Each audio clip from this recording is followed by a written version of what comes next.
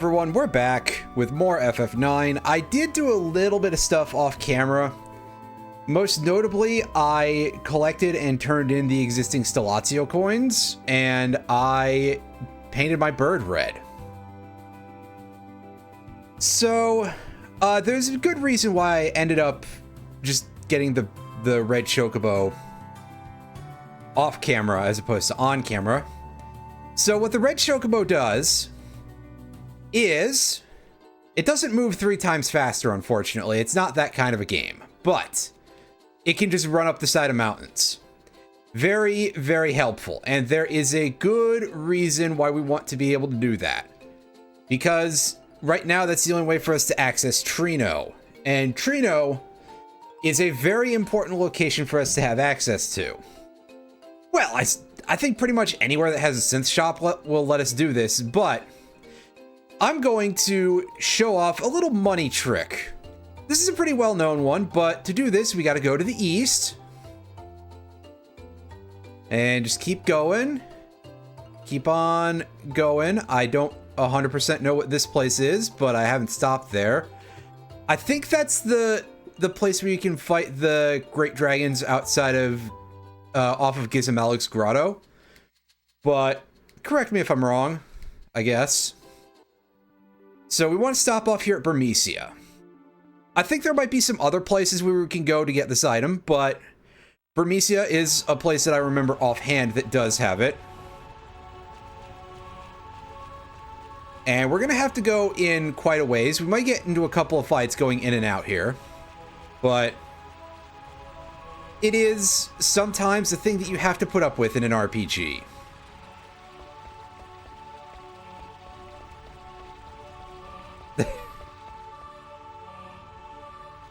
Ah, yes, good old small resolution models of the 32-bit era. I do love me some PS1 gaming. Yeah, I told you we were gonna get into a fight, but that's okay. I've been raising up everybody pretty extensively. I think Eiko and Vivi have all of the abilities that are available to them with my current set of gear.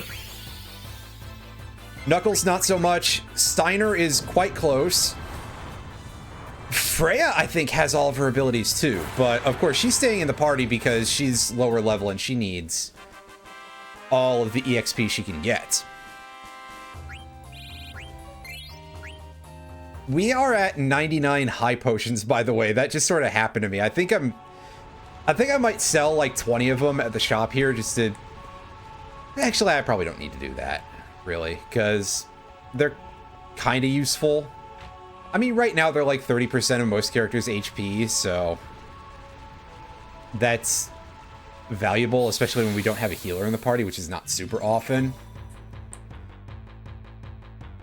I mean, yeah, but I don't remember how to do that other than like model swapping her with Garnet or something, and who wants that, really? That's actually an even worse option. Oh, come on, Zidane. Are you all right? What, are you wearing Freya's hat over your head now, buddy? Just sit here waiting for everybody to... Oh, I'm surprised slow works on Steiner, but, with Tingle, oh god.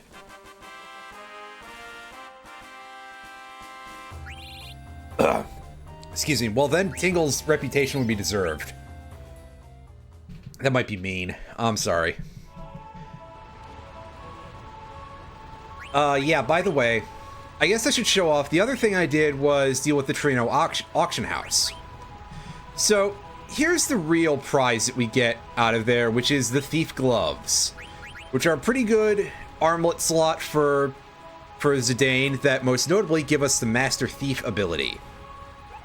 These will allow us to steal better items in the future. We also got... I think we had the Reflect Ring before. Yeah, we crafted the Reflect Ring. But there's some other stuff that I picked up here. I got a Dark Matter. That's very valuable because there's all of, like, 4 dark matter in the game. And one of them is obtained by stealing from Ozma. So, like... ugh. And, of course, you can see dark matter teaches Odin. There aren't other pieces of equipment that will teach you how to summon Odin, so that's quite helpful. We also picked up this promise ring. This is a thing that there is literally only one of in the auction house ever. It may not even be available anywhere else. I don't remember offhand, but it teaches some pretty interesting abilities. I forget what Absorb MP does, but Restore HP gives you a chance of recovering some health when your HP is low. And Magic Element Null is a thing for Vivi only that I believe makes all of his spells non-elemental, which is extremely niche but quite powerful in the places where it's good. We crafted that anklet before, berry earrings, yellow scarf, power belt. Somebody else has got to have... Oh, did I leave the angel earrings with Vivi? I probably did. Unless I just, like, skipped over them, but yeah. We got some good stuff out of it. We spent a good chunk of money. You may have seen how much we have there, but we'll get a better look at that in a second. We go to the Mog Shop here, and we want to pick up as many steepled hats as we're allowed. And you can see I've got almost 500,000 gil, because I've done this multiple times. But with that, we withdraw from Burmecia, and then we are going to head back in an easterly direction.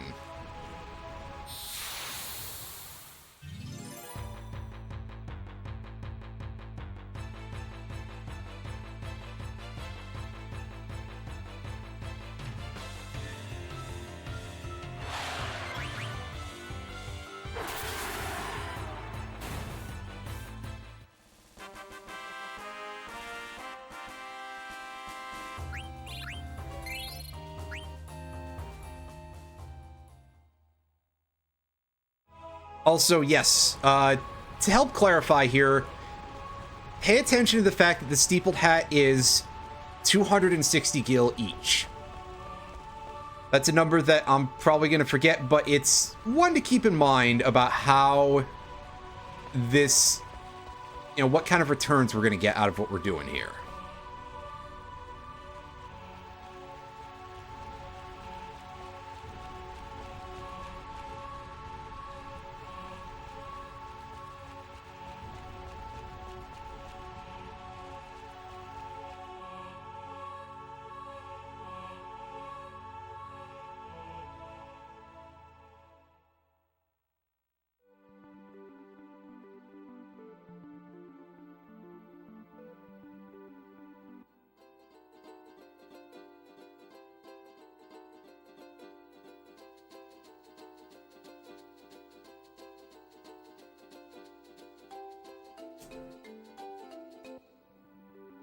We drop off, and we shouldn't drop off that close, but we head back into Dali.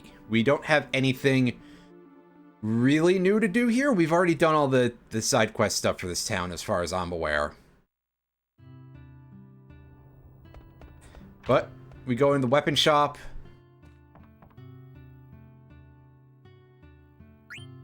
And we go and we buy as many wrists as we're able to carry. 130 gil each.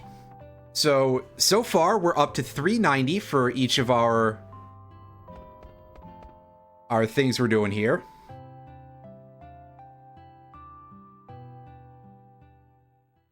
And I'm quite certain that people already know about this, but, it's a very well-documented trick, but I don't care. I'm showing it off anyway, because I am in the area, and I've done it several times before.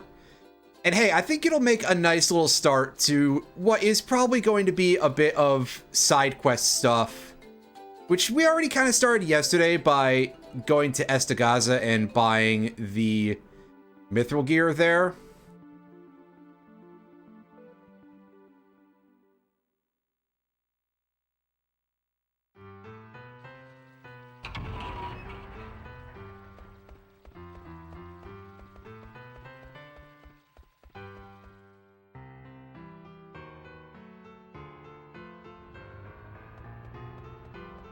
And before I have to start changing the pronunciation because someone just walks through here and mishears the pronunciation on that, and it's like, oh, they're trying to start something, and I'm sorry. Oh, yeah, that way's to the auction house. Duh. Don't be a fool. Don't need to go there.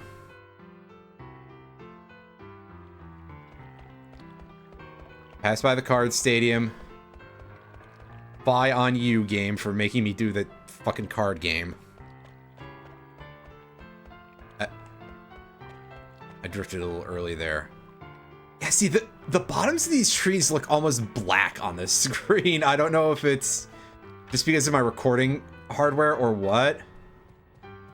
But that keeps throwing me off. Like, I keep going, oh, there should be a clear line to the Hall of the Synth Shop, but not on your life.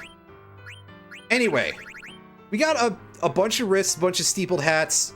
Make as many cotton robes as you can at a cost of 1,000 per synth. So that's $13.90 that we've spent for each of these robes. I wonder how much they sell for. No mods for FF9. I'm not sure if I'm surprised. I know that there's some stuff out there for the PC version. And goodness knows, I might explore some of those a little bit, like, in my off hours.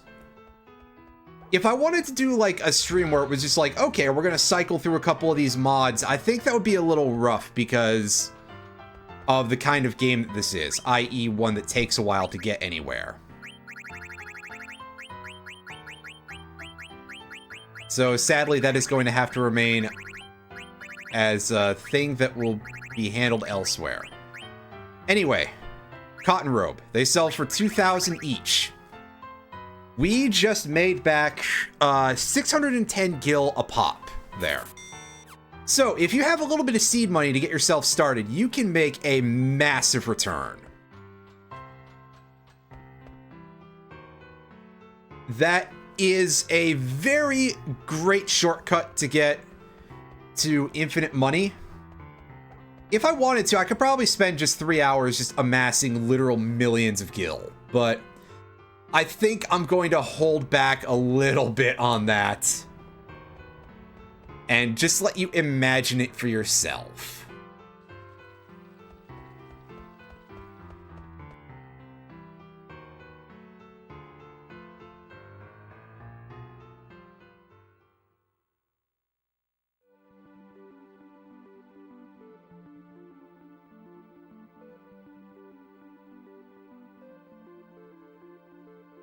On the other hand, there are some things that you don't just have to imagine for yourself. And for a start, let's take a look at our, how many of these? This is more for my edification than for yours. I want to see if there's anything of great value that we haven't got yet. That would be a good one to go check out. We did not. So if we wanted to spend a bunch of time messing around with the Chocobo stuff, I mean, I could do a 3-hour stream of just Chocobo shit, but I think you guys would probably get a little tired of that. Especially after I already spent 15 minutes showing off an infinite gil trick that I think everybody already knows. Like, that's gotta be one of the things that people know the best about this game. Aside from the fact that Steiner is an idiot. So for the time being, we're going to just head back to Alexandria because there are some treasures for us to pick up that we could not before. I don't think there's anything of any real value to get from any of the shops there. Unless we want to just, like, build more of accessories we already have. Which, I mean, we've got a good fistful of cash. We could. But I'd prefer to hold on to what I've got for the moment. Because, yes.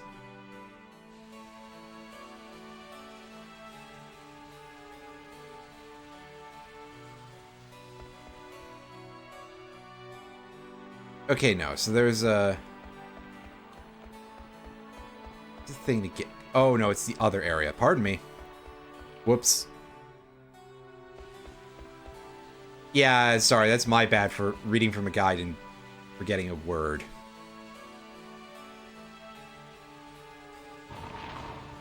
I'm not that smart, okay? I just know very specific ways to fake it. Sometimes.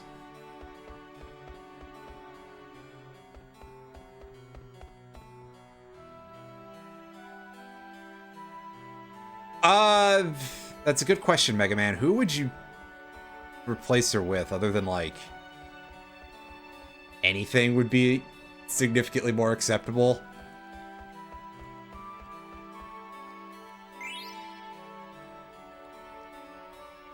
My first thought was, like, just an adult, and then I was like, that sounds like...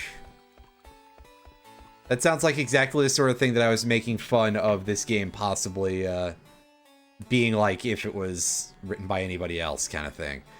I want to take a look at what that opal does. I don't think we have any of the... Oh, we do. Never mind. That's fine. I'll need that later on. There's our Peridot.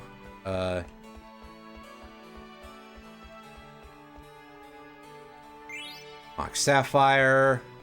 Hey, an actual Mox system. Wait, no. There was a Mox Opal, so... Disregard me making magic jokes, because, like, I still have problems. Anyway, none of those were unique.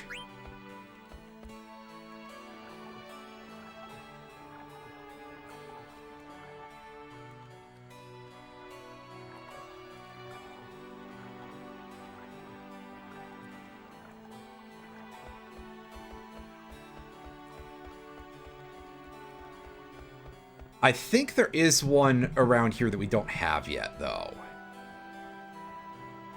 If I'm not mistaken.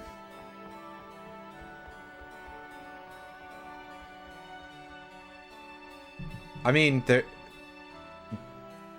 She would, yeah. That's true.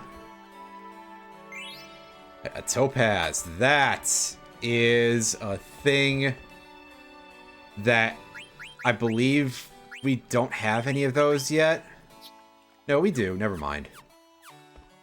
Still, nice to have those.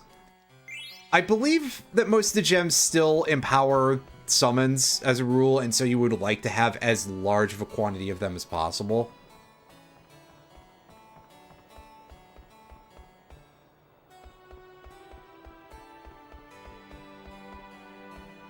I did pick up a couple of the items here already, but... most of it's just, like, not super, unusual.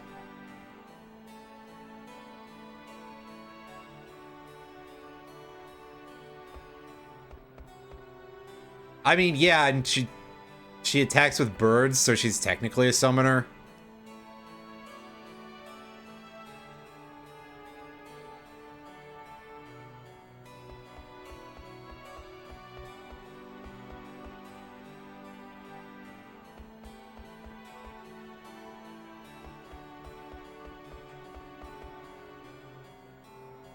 So where's that? Yeah.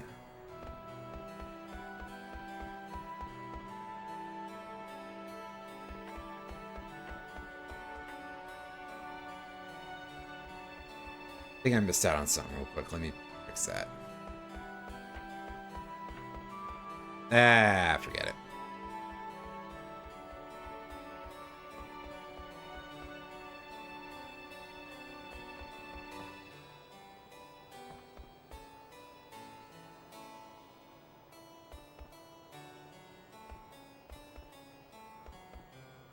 There we go. I think that's all. No, there's a free tent somewhere, so we may as well... Oh. That's right, that way leads out to the top of the mountain, which is not a very useful place for us to be right now. Sadly, we can't just run our Chocobo into the the docks down there, by the way. Because we can't go over the ocean yet.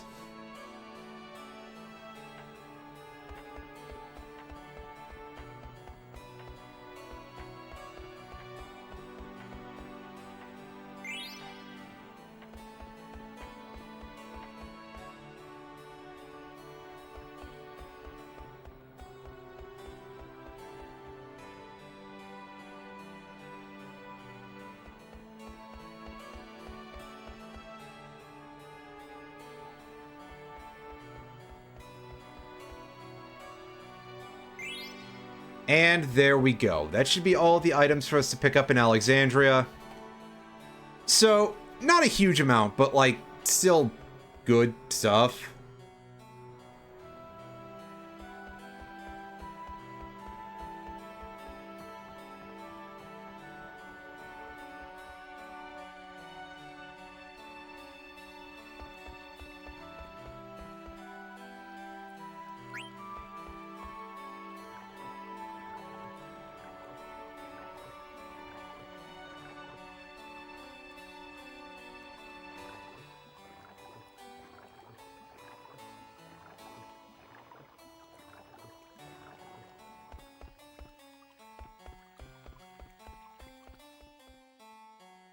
You know, none of that's bad to pick up. Let's be back on our way, though.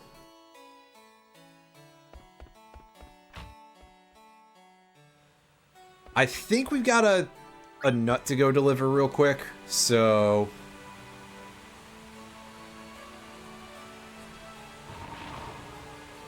we may as well. I've kind of fucked up the whole Mognet quest very seriously at this point, but... I mean, I have the attention span of a thing that really doesn't have a very good attention span, so... Plus, I don't think we lose out on things that are too huge with that. I mean, I'm pretty sure there's good stuff you get out of it, but aside from that...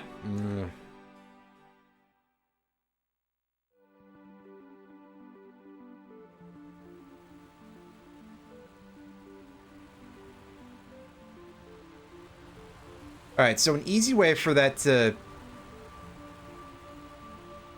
only lives for one day, and some days it rains. Yeah, pretty much. That's a pretty good estimate. How's it going, by the way, Iron Fury? Hope you're having a day that's less worse than most of them. Because at this point, I think that's about all we can ask for you.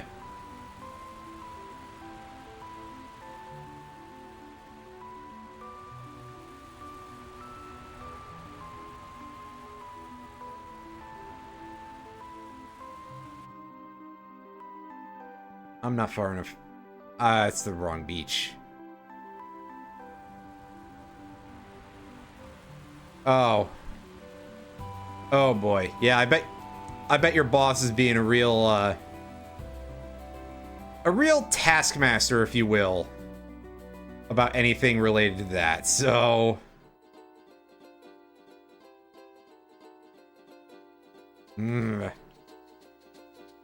just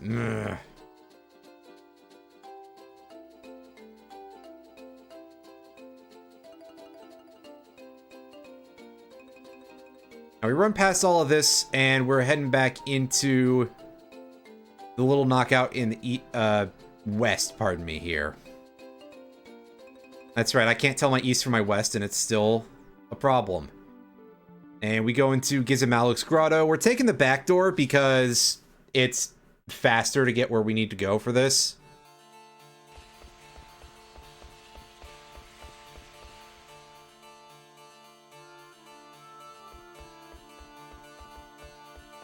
Oh, right, we have to loop around this in one direction.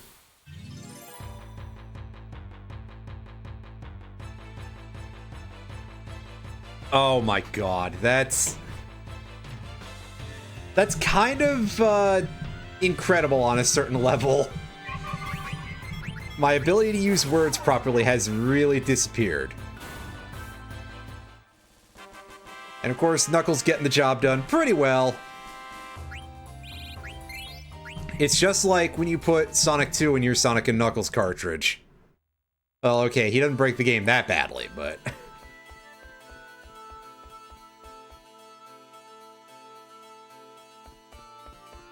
Anyway, hand over the nut. Ah, I guess we were in such a place where we could get a guaranteed item, so we'll take that extension and equip that to Freya. Oh, she didn't have that yet. Wow. Who had the goddamn angel earrings? I don't think I've shown those off yet. I'm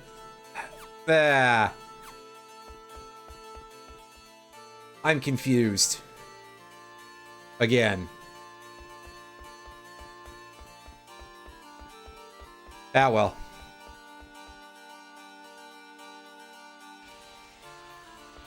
The bear has to sleep sometime. Well.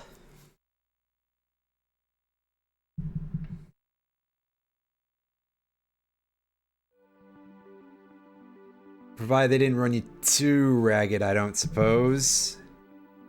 Alright, get back on our big red bird here, and...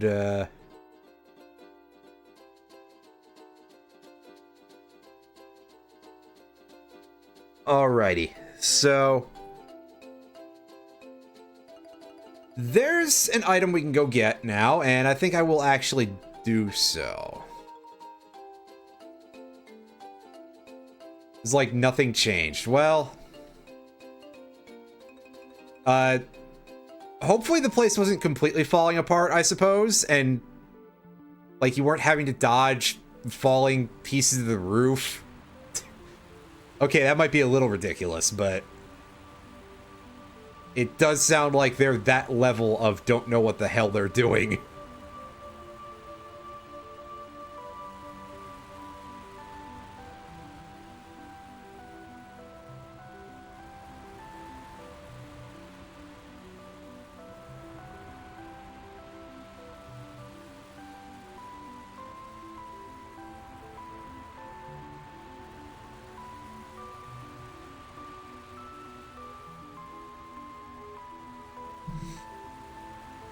Not AT&T Stadium levels of falling apart.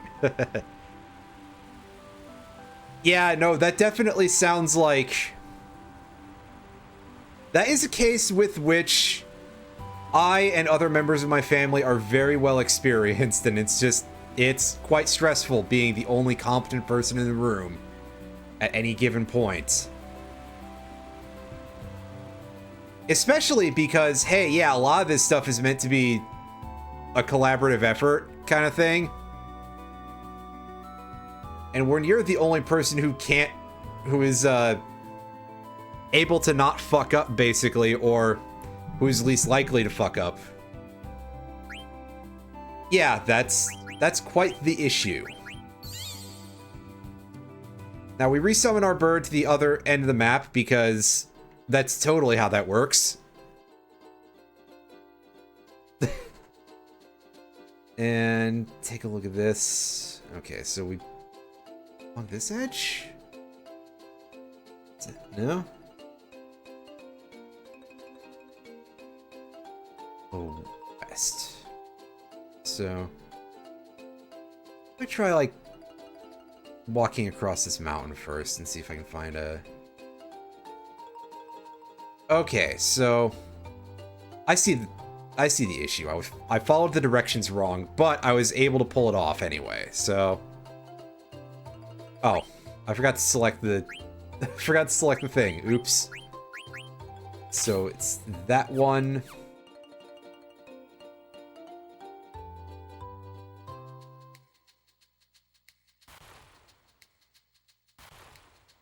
We just bonk into the water a little bit in this relative area. Yeah, I think it's closer up by the turn, right? Might even be right here. There we go!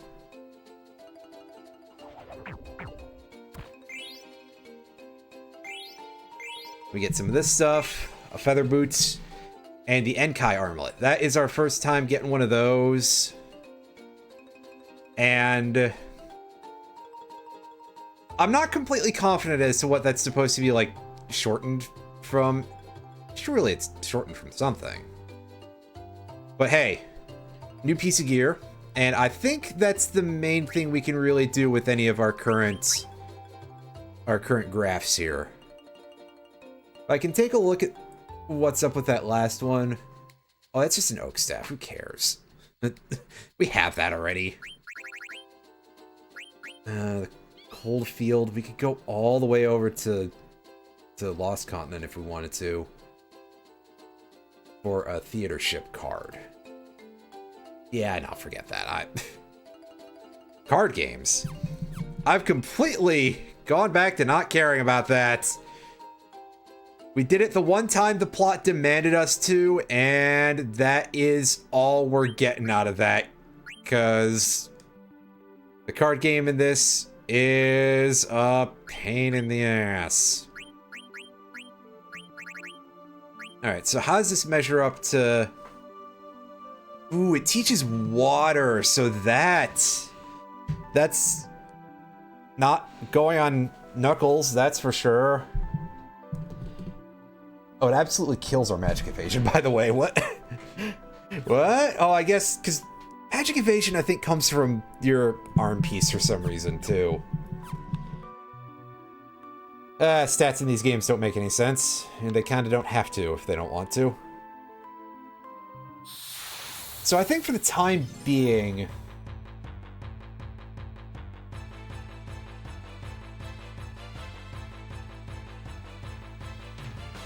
It's really either this or, you know, we go back to plot or we go back to Chocobo. So,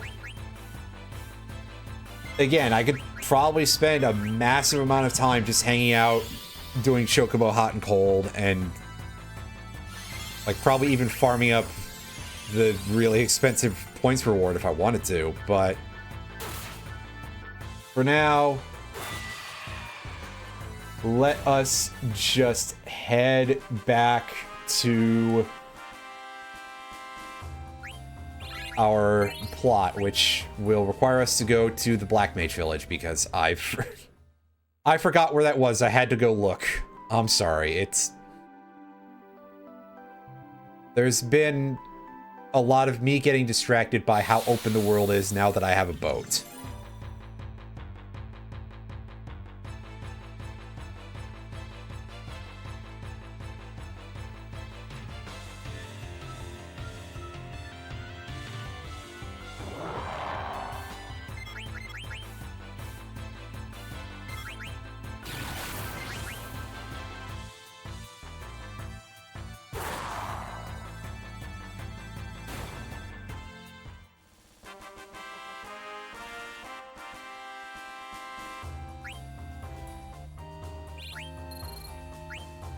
Yeah, I mean, on top of that, like, just the amount of stuff that the places we can go, I mean, we just gained access to the whole left side of the damn world map. And most of it can kill us. Like, that's pretty distracting. Holy shit, the entire planet is Australia. Once you get a boat, the game just becomes too damn big. Now, I have never played any of the Golden Sun games. So, I don't 100% have, like, and by this, I mean I have 0% of any experience with them whatsoever.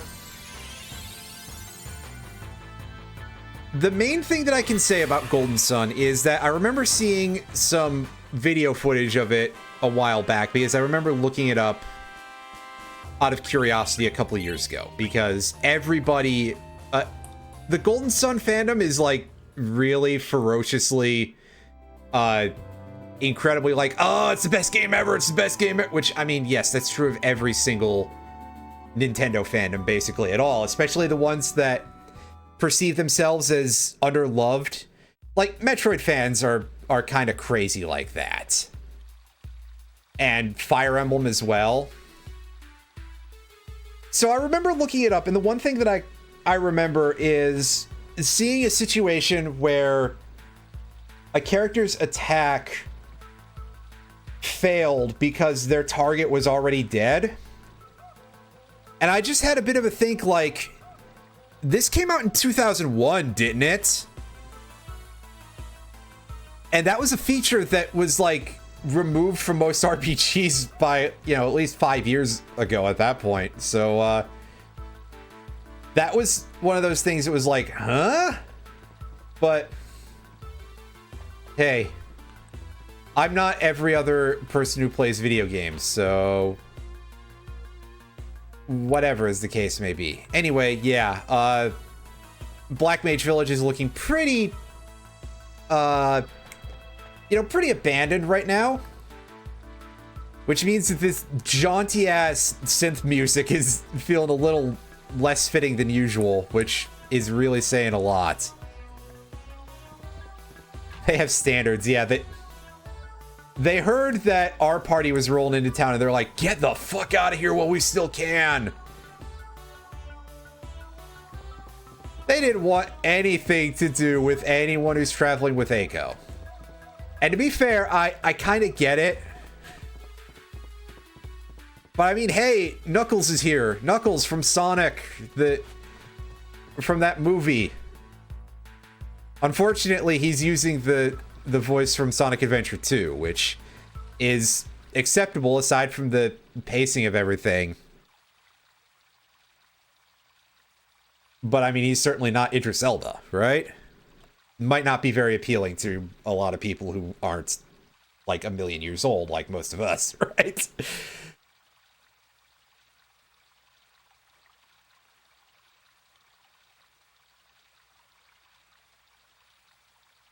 Oh, I see. He lied to them and bribed them.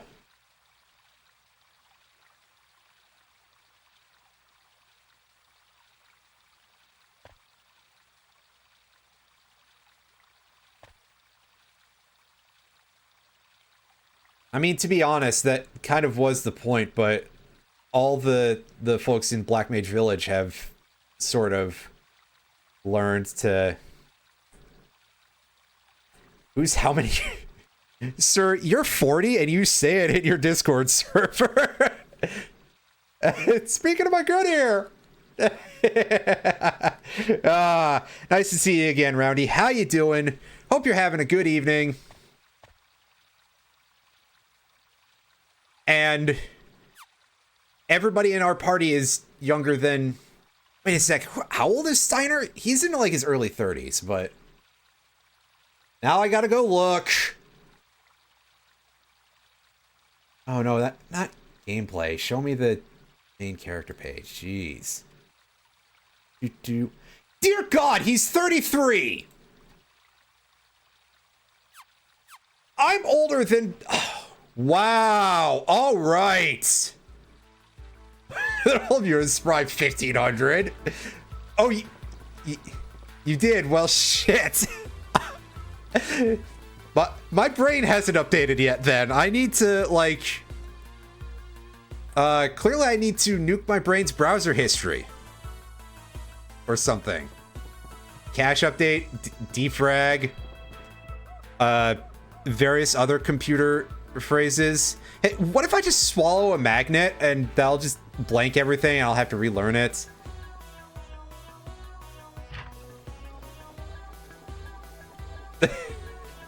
Yeah, that's pretty good. That sounded more like a cat than a chocobo.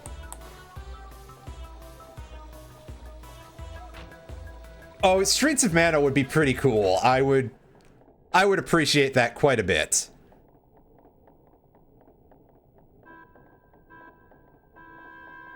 Oh, look, it's a baby chocobo.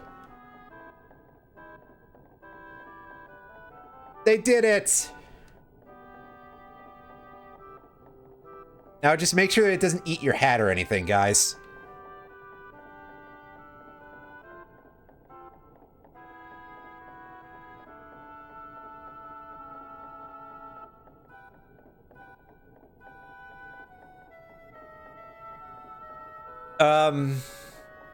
What's a good name for this bird? Kazooie? Wait. Oh. I think they're crying for the first time.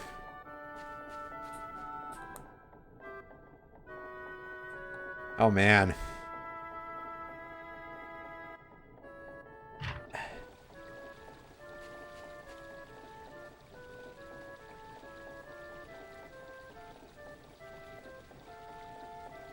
I mean, this whole area is, like, really sad always, but ooh, boy. Man.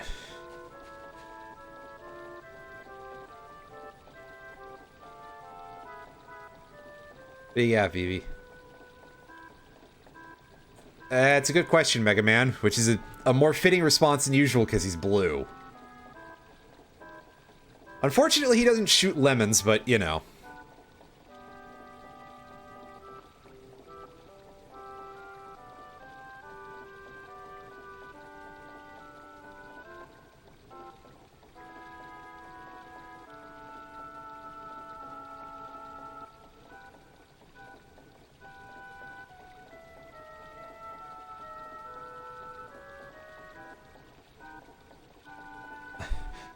Oh, the energy crystals, Mega Man.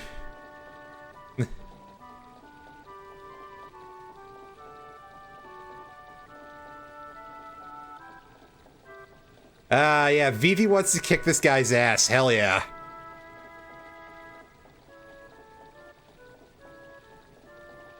Secret Palace, huh? That's a good question, Mega Man. Wait.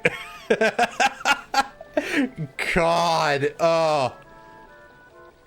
Mega Man 8 is such a... It's a playable video game, but the voice acting... Oh boy, they had a budget of like $3 for that, didn't they? Sheesh. Like, I think Mega Man 8 is a significantly more playable video game than at least a couple of the NES Mega Mans, except for the side-scrolling parts. My God, except for the auto-scrolling parts, because, ugh. Oh, now is the second youngest Final Fantasy party member ever gonna come in here and talk shit to the better healer? Yeah. Except for the whole game, it's pretty good. Hey. It could be worse. It could be, it could be like trying to get through King Castle in Mega Man and Bass as Mega Man. Because that's just pain and suffering.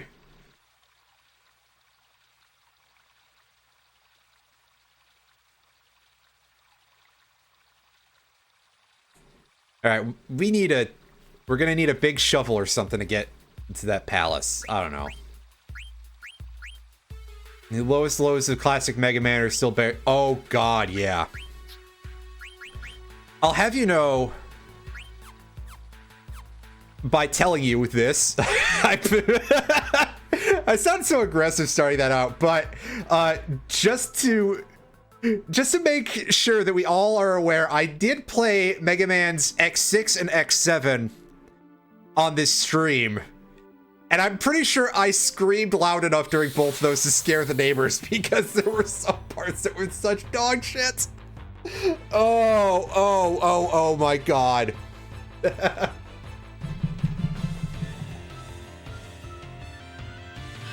Listen, I should be that upset about having to relive the memories of playing X7. It's a really bad game. And by that point, people knew how to make 3D platformers, for fuck's sakes. Unless they were Capcom, apparently.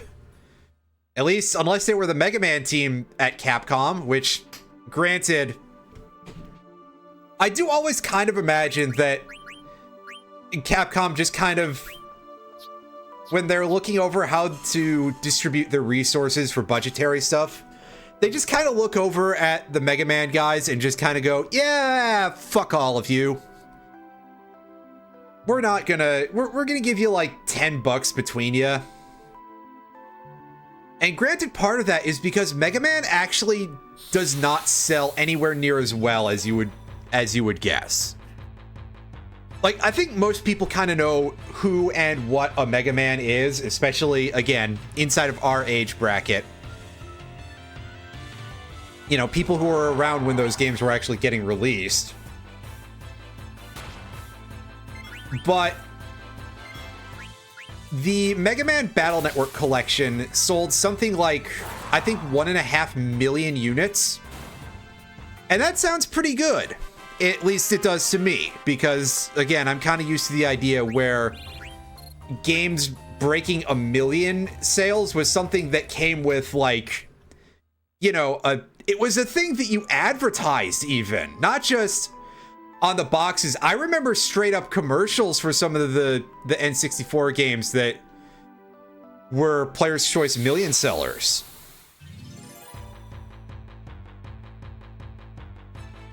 But yeah, 1.5 million units, and that was the best-selling Mega Man release ever.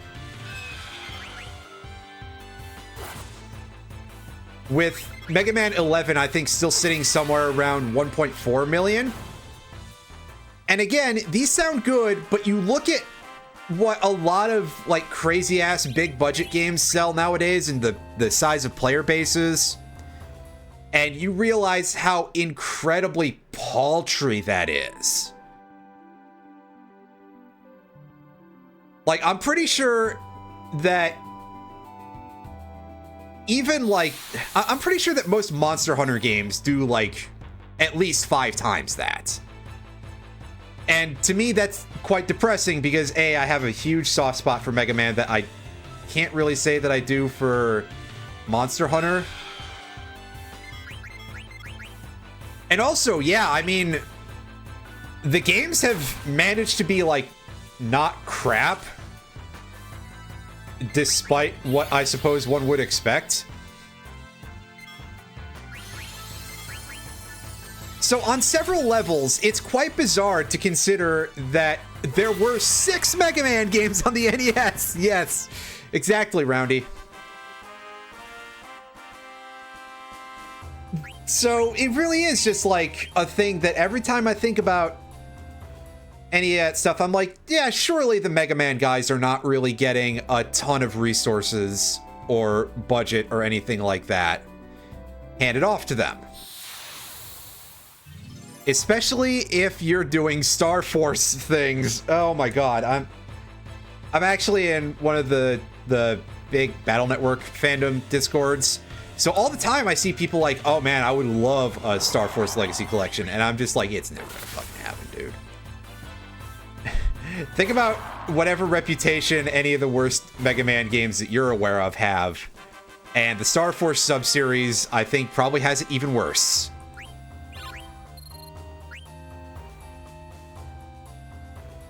You know what? Go for it. I want to know where you position, like, any of them. I have an issue where I'm not going to do that, specifically because I have a particular layer of nostalgia for Mega Man 3 because it's one of my very earliest video game memories.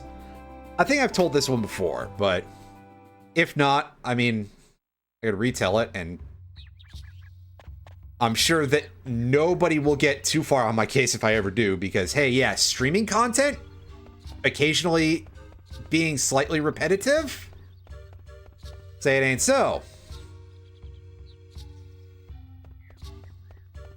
Man, putting 3 at the absolute top is definitely a choice that I think most people would consider a little ballsy, but I'll go with you on that. But I admit that a large part of it is tethered to the fact that, hey, yeah, that was one of the first 3 video games that I can remember actually playing. Am I, like, not capable of getting to... I'm sorry, there's supposed to be an item here that's available through, like, the first parts of the game. And by first parts, I mean basically up through Disc 3. Which means this is pretty close to our last time to get it, and I would like to get... Oh no, that's just flavor text. I thought that was an item. Thanks a lot, game. You fooled me. You used me, Skinner! I'm not even remotely gonna seriously try to do that voice, because I kinda can't. There we go. This time I found the right pixel, and we got our diamond. Hooray! That's going to probably come in handy. Because I have a feeling that we will find the encounter that would like to get us that. That would like us to give it that. I mean, before we find anything that'll actually feed us another one. So that's nice. Yeah. I'm kind of confused about that as well with regard to later design of the games. 3 is one of those games that I sit as like, you know, this is very cool, but if I'm going to be like a serious video game critic, I'm going to be like, there's issues here. Because, hey, yeah, rush jank, but on the other hand, I love it, and for reasons that I think are pretty understandable. Even aside from the nostalgia. But yeah, 7 after that? Yeah, I can definitely see it. 5 is the one that I will pointedly say is very good because it's like a great introduction sort of thing to the series. Introduction sort of thing, you know, not to be confused with a real introduction, but 5 is a game that's not super hard. Yeah, basically. So your risk of getting game over and stuff like that are a little bit harder in 5. And generally, I think that most of the gameplay in 5 is not the absolute worst, aside from using the Power Stone weapon. Which is like, I don't know, just make it like a regular, like, chucked rock or something. Not me trying to invoke a budget game for the 90s. I keep walking into that after Alan streamed Chuck Rock, and we all had a good time making fun of it. But, you know, we all gave it the treatment that Brysolf gave Chuck Rock whenever he discussed it in, oh god, what was it that he... Yoshi's Island, yeah. Anyway. Yeah, that is kind of true, isn't it? That beat is almost a requirement for that. And some of those beat letters are a bit of a pain in the butt. You know, especially the one in Crystal Man stage. That thing can absolutely just go to hell.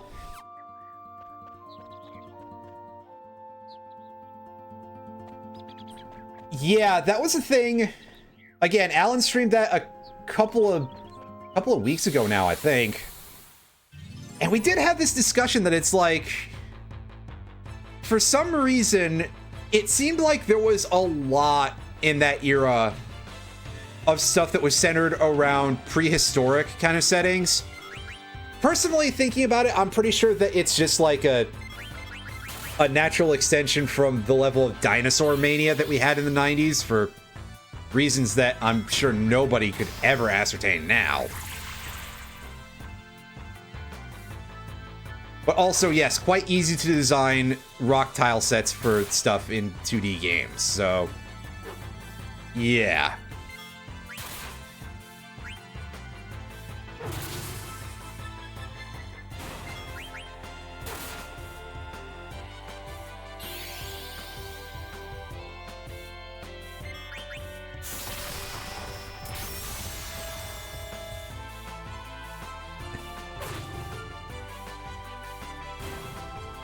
Lester the Unlikely. I don't know anything about that offhand except for the title. Yeah, going back to Roundy's rankings, Mega Man 2 in the middle sounds about right. With 6 underneath it,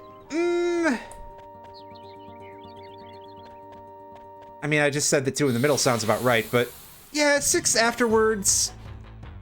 6 has a couple of issues. But I do appreciate that they were trying a little bit more with some things. Unfortunately, they weren't trying nearly as much with some others.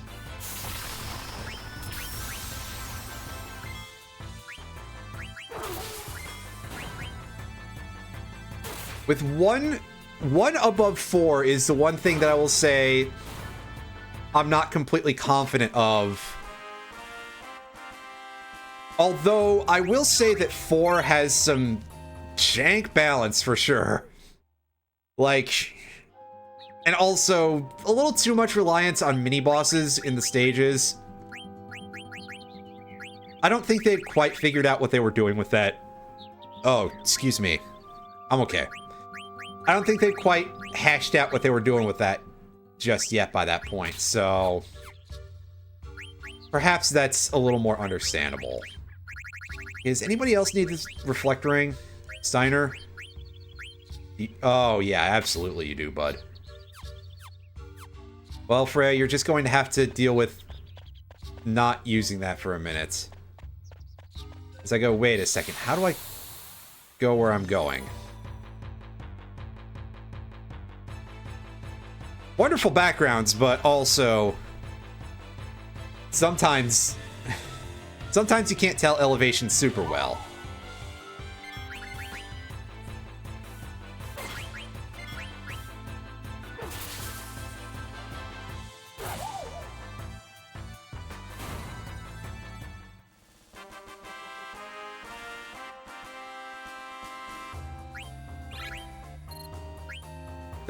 The big chonky Ochu, yeah. I kind of like it a little bit more than the FF10 ones. But also, that's definitely like a very classic Ochu design, right? All right, let's insert the stone, and we got a moonstone. That is our first of the God, I literally think there's only 3 of these in the entire game.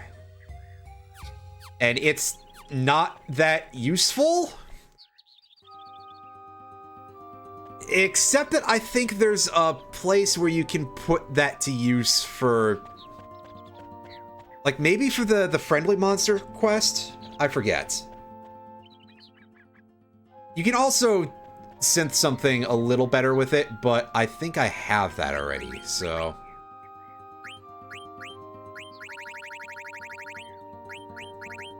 Oh yeah, this is a very nice looking game. I do love these, all these 2D backdrops, because they are 2D backdrops for the environments that aren't the overworld, are so nice looking. You've never played a Final Fantasy to completion. That... God damn, do I even know you? I'm sorry, that was rude. Although you said before that you have a history with video games where you were held away from... they did not allow you to play a lot of video games as a child, because your parents were a little bit over the top about certain things, right? And also, to be fair, an RPG is a very large time investment.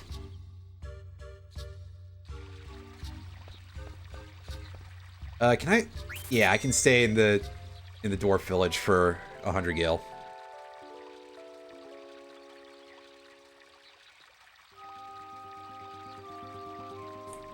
This is a pretty good one. I mean, I have a lot of very strong positive feelings about it. I would think that it probably sits in terms of favorites alongside 5 and 10 as being some of my other favorite, that being my favorite 3 Final Fantasies, pardon me. funny how it seems to be the ones that tend to deal in a slightly more like existential kind of horror that are the ones that I like the most. Gee, I wonder if that's something I should get looked at. But aside from that, you know, not that the others have no part of that, but I digress. 10 probably is the one that's a little bit the easiest to get into, although it has a very not traditional level up system. Whereas these games, a lot of that stuff is pretty straightforward. Like if you were playing 4 is a very simple, easy to grasp kind of game, but 4 is also quite tough. And unlike 10, it uses the active time battle system all the time, which is why I would say 10 would probably be the one to grasp first, because it's like, hey, yeah, no pressure. You can think through your turns if you have to. And that is always good. Meanwhile, I'm pretty sure that you can't turn 4, at least the older versions of 4, to like wait or anything. And yeah, FF10, definitely also one of my favorites. Yeah, 4, 6, and 7 tend to be the ones that are the most popular. One second, I'm gonna move things around here. With 7 being the one that a lot of people kind of glom onto the quickest because of it. It is very much a game that, yes, most people, I think, played 7 as one of their very first RPGs because it was an early PlayStation release. Although I guess everybody has to start somewhere, so I'm sure that there's people who have that kind of nostalgia attached to this game, for example, even if that would be a little surprising. Everybody's got, you know, now we're getting the people who started Pokemon with Gen 4 recently, I've noticed over the last couple of years, and they're getting to the nostalgia phase. What with the Diamond Pearl remakes that we all dunked on, and even they did, and Legends Arceus, Legends Arceus, depending on your regional pronunciation, because the name of that thing is very weird in that particular way. Yeah. I remember having that conversation with you, and yeah. For me, it's always going to be Arceus, because first of all, I think Arceus was the first any way that it was pronounced in English on like any media period. People who are fans of things that are not Pokemon might recognize a clip of House MD, where he mentioned the big white horse thing and called it Arceus. And I think that predates any official pronunciations in English, which were more like Arceus and stuff like that. Because, you know, the Americans are cowards. They don't want to... that's mean. Wow, that squid just got annihilated. That's incredible. The Diamond Pearl remakes are the remakes that Gen 4 deserved. I mean, fair enough. That was sort of the point that I was getting to of, like, I don't understand how that's that much of a thing, because Gen 4 sucked. Again, important from a perspective of, hey, they actually realized maybe attacks should not be bound entirely to your attacking type, what class of damage they'll deal. But also just kind of not fun to play. Now, hold on a second there, buddy. Steiner... Oh, yeah, he's still actually learning stuff. Right, I've forgotten already, so... Yeah, okay, Blank. We're back to captaining this boat, even though we're just going to let off right here.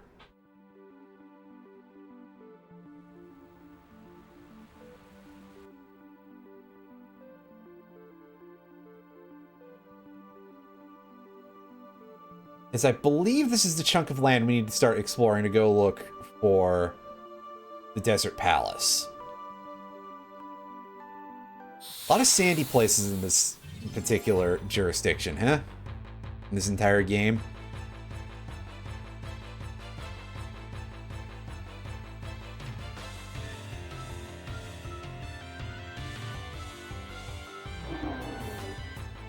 It was pretty damn close in terms of the only new content being that. There's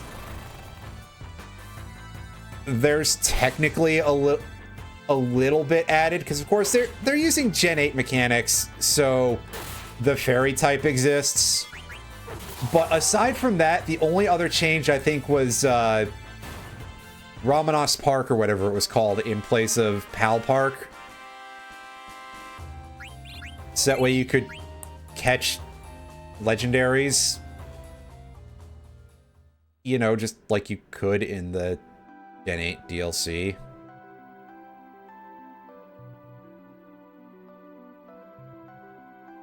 Yeah, exactly. That's kind of what I'm getting at, is like, wow, that's real, real good, right?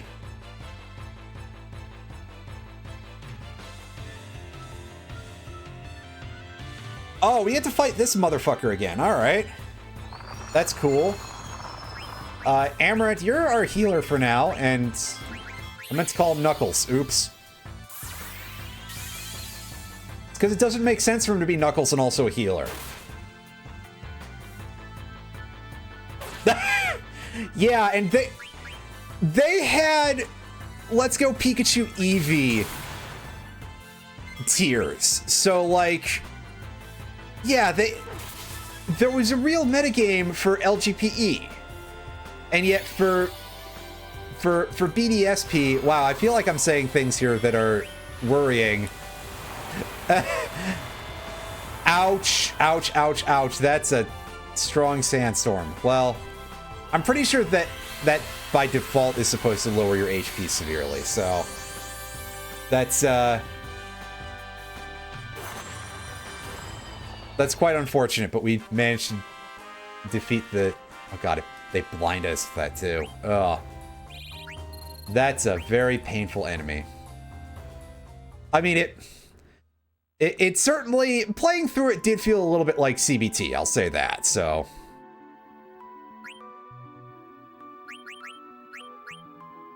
yeah, let's just say those remakes were quite bad. Right, hey, let's just tent right on this sand hole. And literally continue to save right next to it.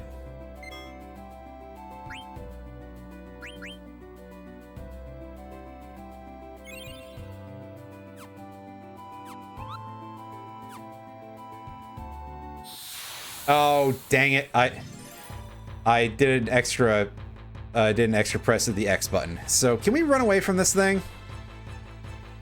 Is that sandstorm really sucks?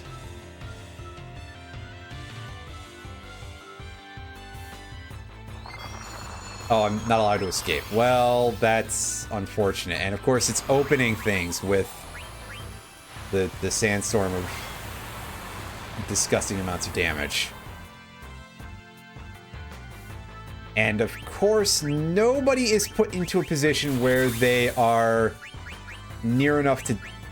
where they went into trance, rather. That sucks.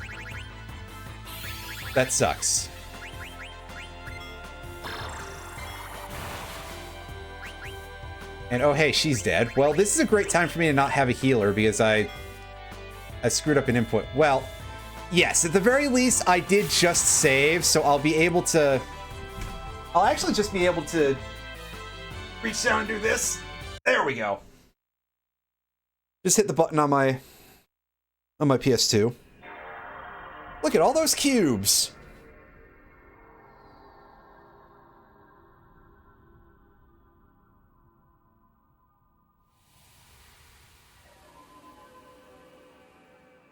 Oh, is this what you're gonna do? You're gonna gag on the thing and make me go into the the browser that way. For some reason, that menu like freezes when I try to have this on any streaming software or anything. If I had this hooked up to a proper TV, it would be animated just fine, but don't know what the deal is. Technology, it doesn't make any damn sense.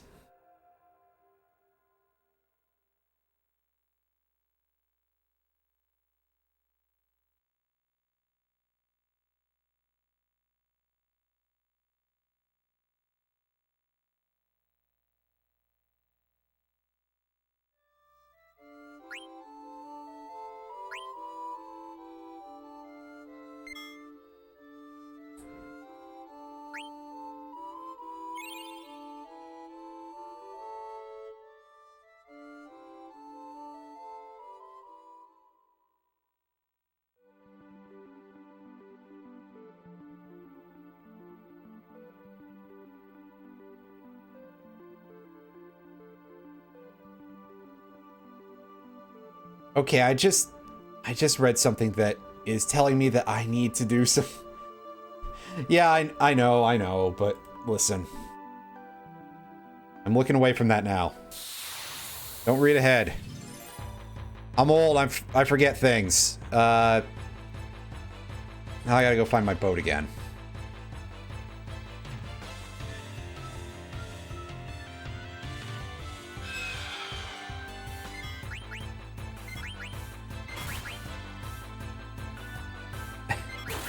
Good dodge there, Freya. Just like leaning that heavily. That's ridiculous. The parakeet head for the griffin. Yeah, that's pretty good. All right, get some rest there, Fury. Have a nice one. Have a good evening.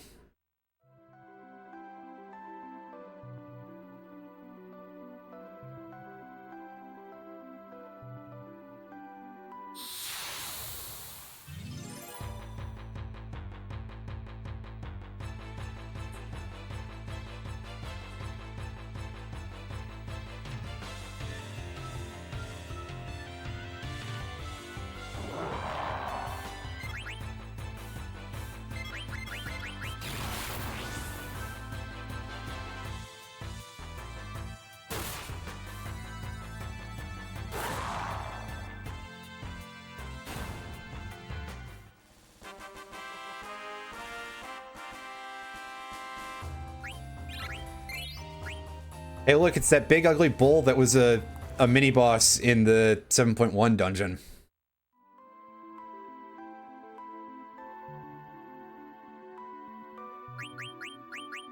Anyway, it looks like Steiner just... Oh no, he just learned Distract, right. Distract is a passive that increases your evasion ability, which, I mean... You know, that's a way to do it.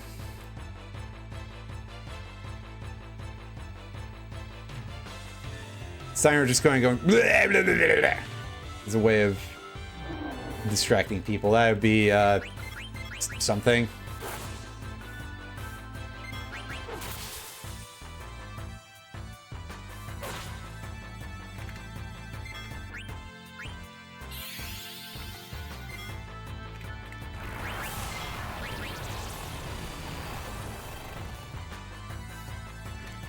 Oh no, not a chunk of my HP, actually.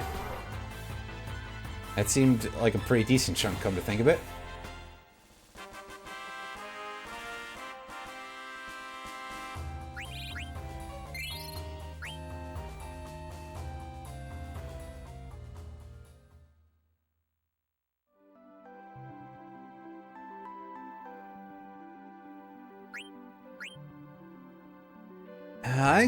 I can't use any of these out of battle, can I? No, I can't. Crap. Well, that's alright. We'll use a couple of those real quick, and... go over here. So there's two ways that we can encounter the enemy that we need here. Or rather, two ways to pick up the elf. Not quite, no. It's quite hard to tell because of the graphics at this point, but she's a rat person, and a very tall one at that. Alright, so, Steiner, I don't like you. Get out of the party. Now the weird frog-eating creature, who's only level 20. Oh boy. I didn't realize they were so low level.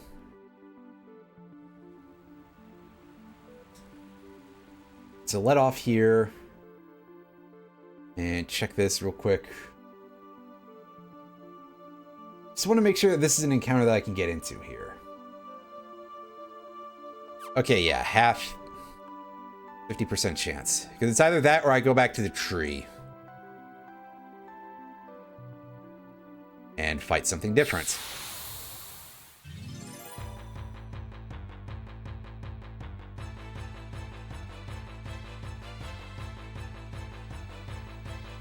But we've seen all those monsters before, and it's another giant octopus. That's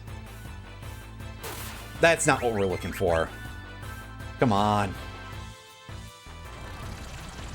It's not even an octopus. Doesn't it only have... Yeah, it's only got 6 legs. That's a bug.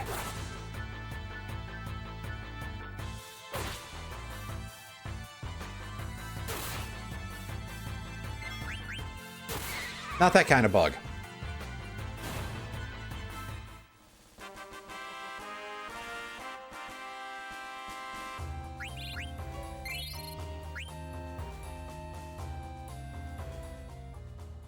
Also, shoutouts to Quina being the only one who didn't get a level there. Excellent. That's what I like to see. Except for the other thing. Alright, fine. I'll switch to the Mithril Fork. Are any of these... Is this hat better? I guess I can't say any of these, but I haven't even learned counter yet there, so, our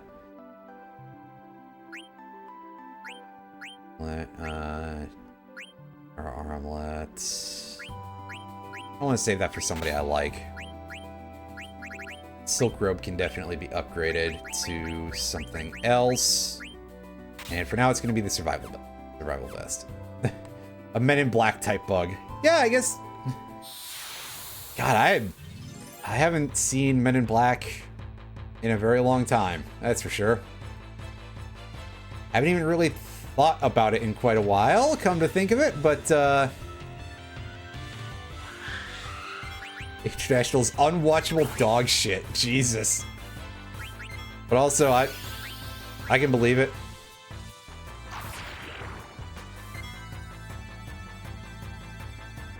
Oh, well, now it's just rude as hell. But didn't even blind her, though, so... I'm not super annoyed about it, really. I just sound like I am, because I kind of do a lot of the time.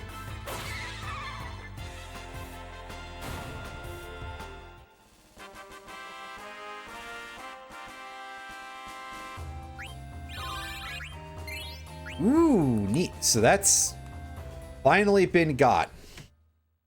Now, as we've seen a little bit throughout the series, Quina only has one ability attached to their weapon, which is that High Tide effect, which lets us enter trance faster, which is not hugely important for that chucklehead. Chris Hemsworth is one of the worst and most uncharismatic actors. Well, I'll be honest with you, I don't watch enough movies to really say much in any direction there, so I will 100% take your word for it, and this is what we're looking for. Dear God, it's horrible because it's a whale zombie. I'm not kidding, it's a whale zombie. Alright, Quina, can you, like, not die to that? Never mind. Well, shit. However, we're also going to throw a Phoenix down at the whale zombie, and it's not going to be an instant kill. It's going to just put it to extremely low HP. If we cast life on it, that would be an instant kill, but for some reason, if you just throw a Phoenix down at it, its HP just gets very low. Doing Eden raids after just getting 90k'd. Well, that's pretty fun. Not the 90k. And this is how we learn our blue magic for Quina. It's just eat people. But I mean, everybody else here has seen that. That's more for Roundy. We just ate a zombie windfish, and we learned a very, very useful move. That's going to be a very helpful thing for a lot of stuff.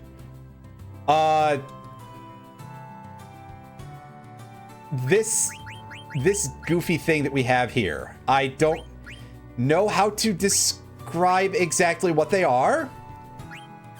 They eat frogs a lot and have a weird tongue. There's some sort of just weird inhuman species that I think is best just described as being odd.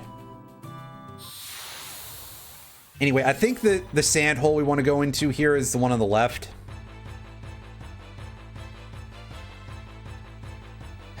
What if the chef enemy for... Yeah, pretty much. That's not a horrible way to describe it.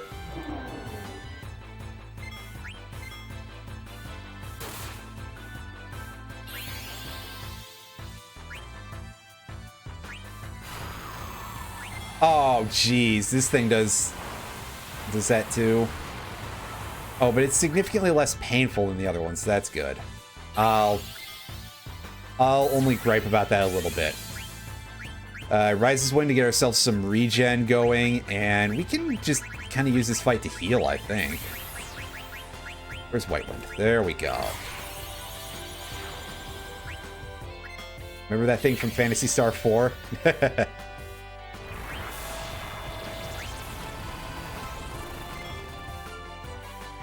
Oh, that looked almost like he healed from that, but no. Oh boy, I guess... So Demi is based on our max HP in this game and not our current HP. That's quite terrifying, actually, because... Yeah, that could be a bit of a problem. Especially because Knuckles has, like, the most max HP out of our party. I think because he's the only one who has equipped the HP plus 20% ability, so... Yeah. Alright. Well, thankfully that confusion spell was very short for our friend there.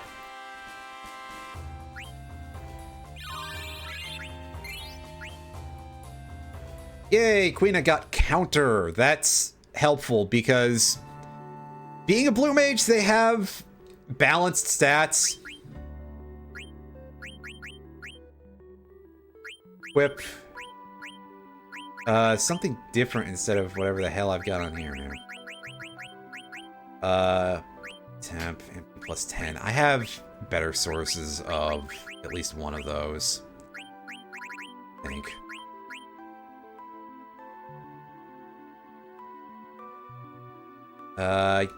Take a Feather Boots. And how about you, buddy? Do you have anything here that would be, yeah, there's more abilities you can learn. Right. Oh, he doesn't. He just naturally has shitloads of HP, I guess. I'm kind of shocked by this turn of events. But I just see... Oh, yeah. Get that. I said it was this hole, right?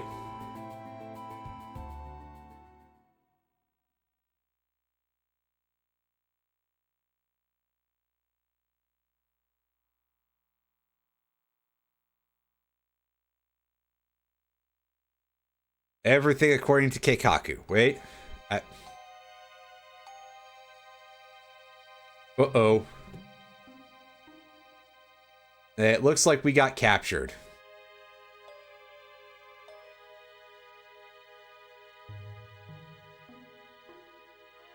We seem to be in a hole.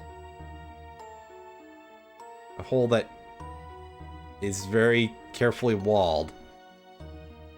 Well, maybe it's just because we can't see what the ceiling is.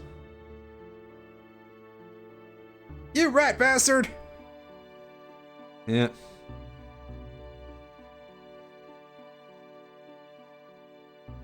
Well, hopefully they're like...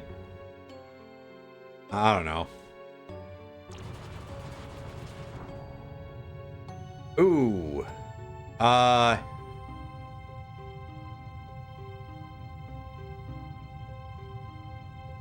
So he's got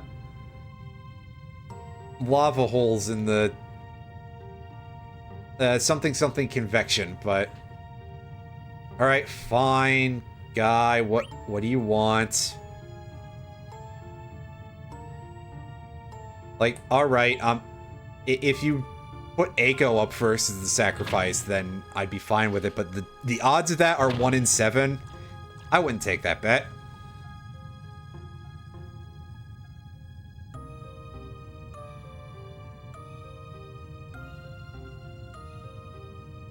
Alright, so what are you gonna make us do now, buddy?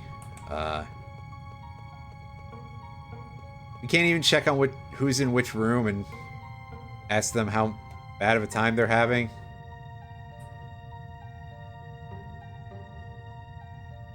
I mean, I'm pretty close already, dude, so... Come on.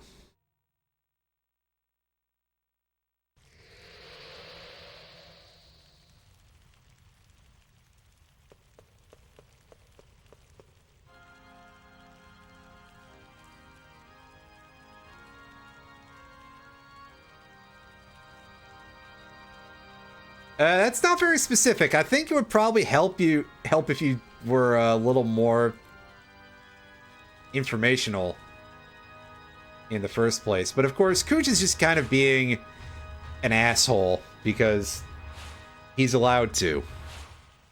Because, hey, yeah, only one arc villain, so he gets to be super powered. He's sending us to a place called Yver. I don't believe I pronounced that correctly, but my French classes are like 20 years plus in the past. On the Forgotten Continent.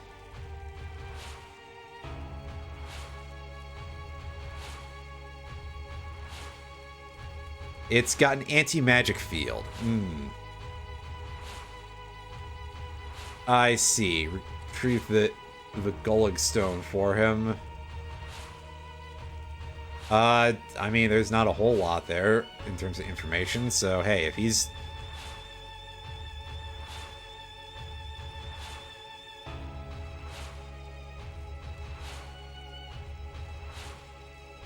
Alright, so...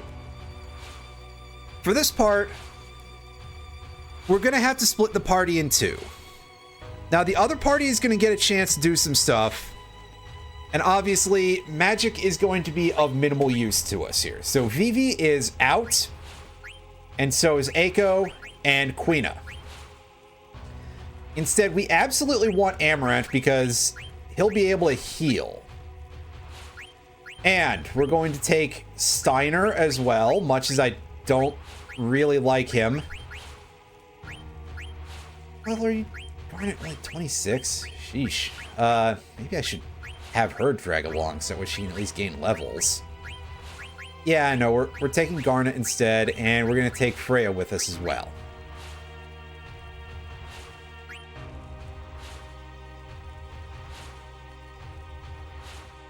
And I don't think he has any special dialogue for any of our party choices, so... whatever.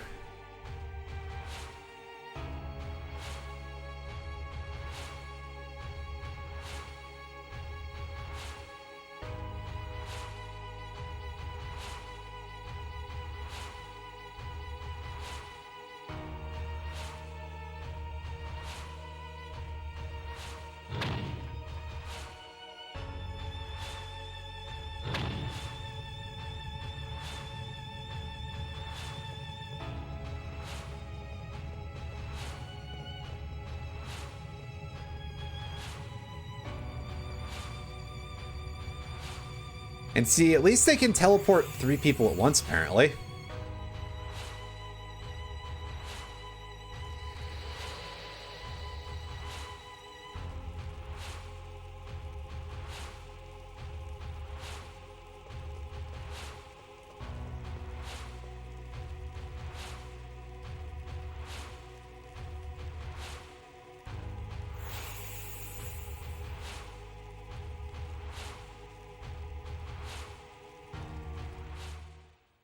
Of course he's gonna betray us, but maybe he shouldn't be so open about it to the other side of the fourth wall. Come on, dude. You know about as well as that. Sheesh. Anyway, we probably have to go equip Garnet real quick. Yeah, you have a lot of stuff you've missed out on, kiddo. Eesh. Equip the magic racket.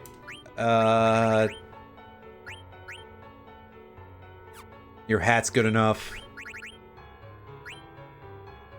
Armlet's good enough. Magician robe, you already have that equipped. That's good. I suppose Gaia gear is a source of high tide, but we have other places we can get that. So for now, what? I guess what would be ideal to learn? Well, none of it right now for a wide variety of reasons.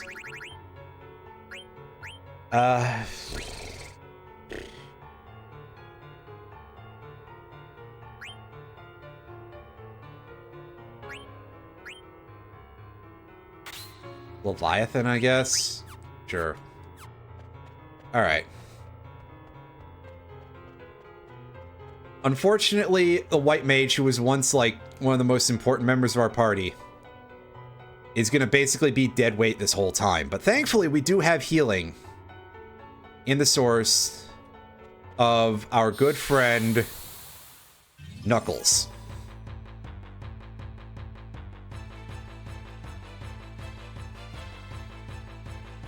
And also fights on the way to the thing for some reason.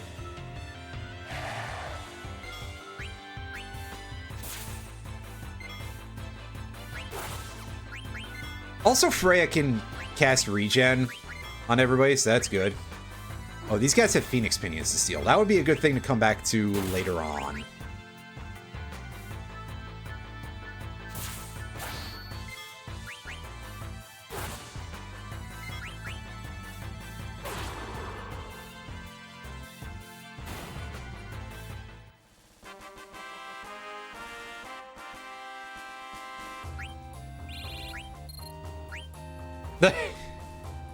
Just a little, right? I mean...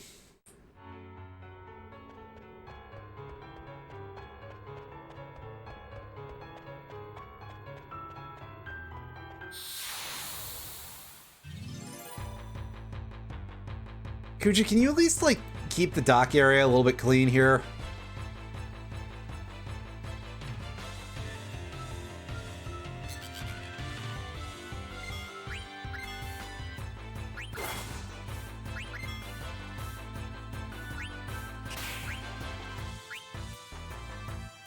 Ooh, that's a lot of damage that counterattack did. That's quite worrying.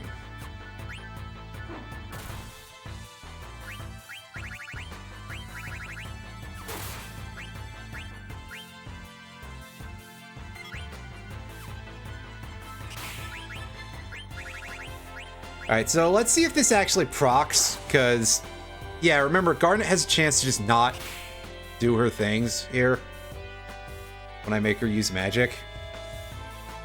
Yeah. See? What I say. We're just gonna keep trying to make this work.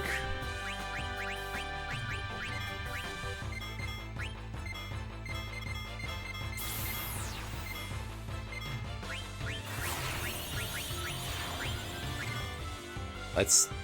Again, gonna happen eventually. Oh, are they responding to the things that... Yeah, probably. Because, of course. But there we go. So now we get to see Leviathan, at least.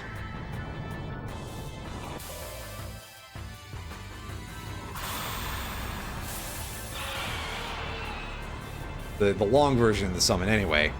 Short version is quite common, so...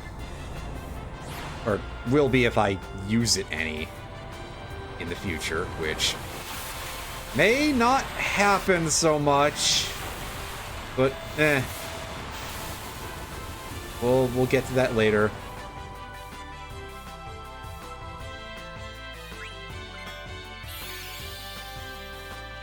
Now, do these guys want to start, like, taking more damage from things? Please?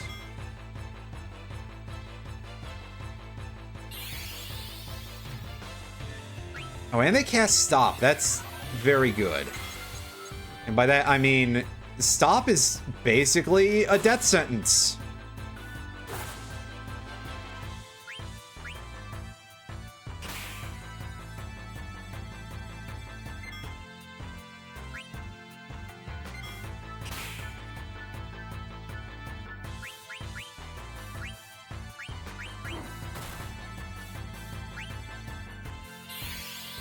Yeah, I think we're going to, like, avoid fighting these in the future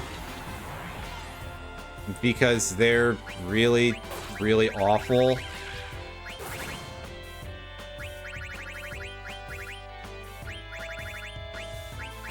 Did we not get a full, like, Asuna at any point? That's... Oh, she even has a chance to fail to use her physical attack, too. That's excellent. I'm glad for this game design decision.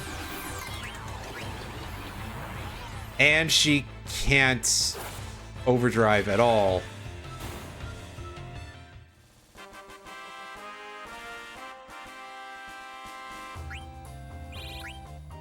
Again, though, the fact that she'll be in the same condition for either of the places that we have to deal with here means that this is probably the better state of affairs for the time being.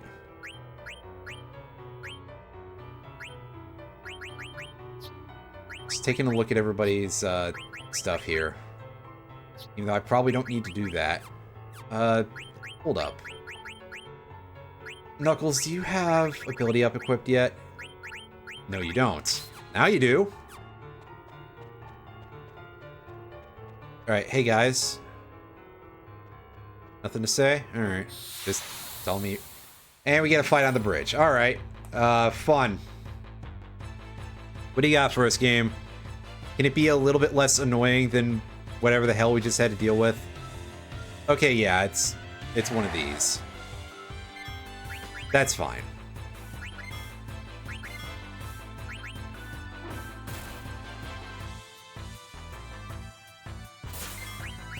Oh, are they susceptible to level 5 death? That's useful to know, but I think that we need that more in the next location, right?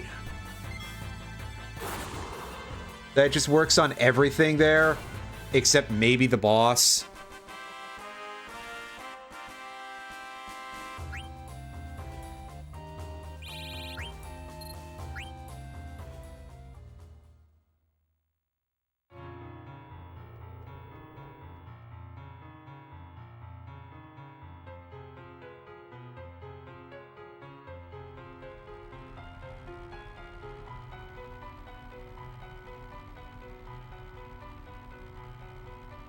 And off we go.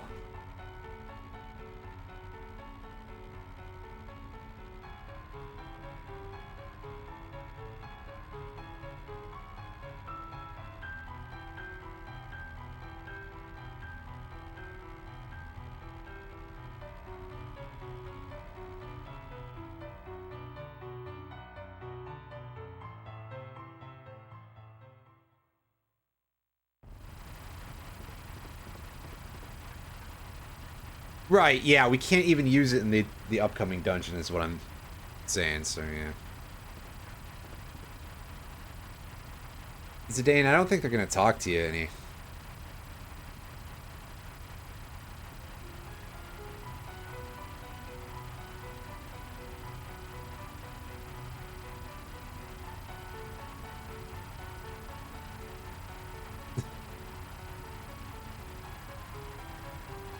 Bozos. I get it, because they're clowns.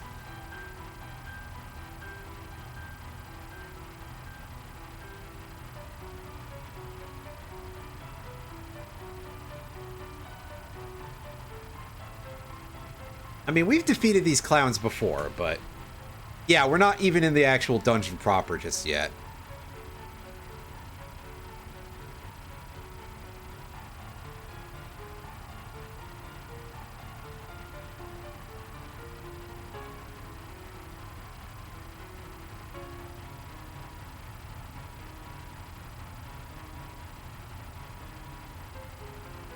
Also, they're like rhyming decently, the two clowns. They're really Gruntilda-ing it up a little bit here.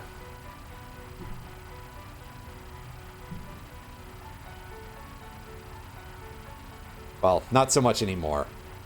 Now that Zidane's made them angry.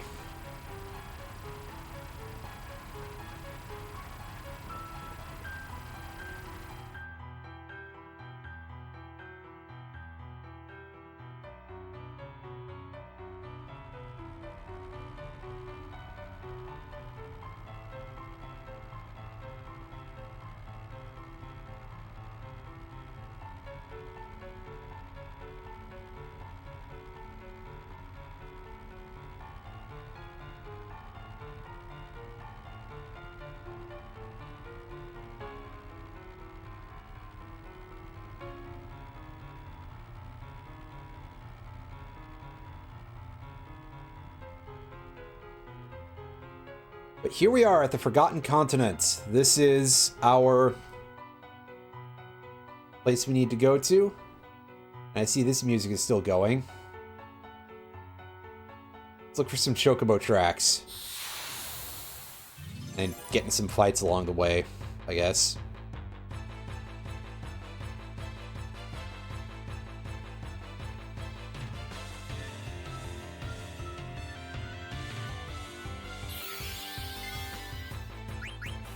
Ah, yes, we had some cactus here. Not great having, like, anyone in the party confused, really.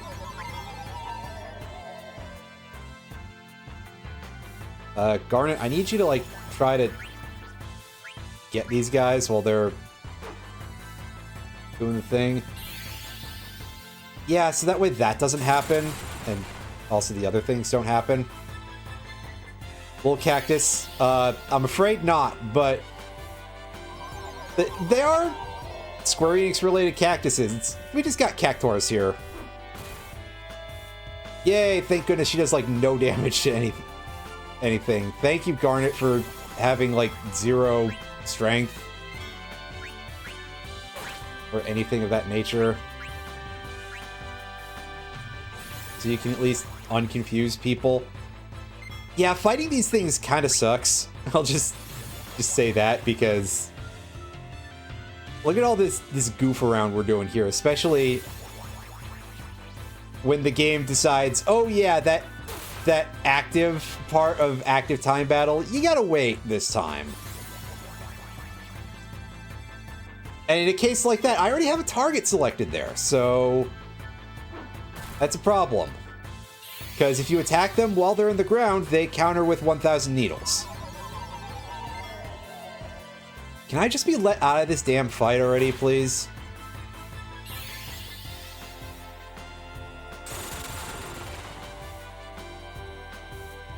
Yeah, truth be told, I think the answer here is just do not fight these things, period.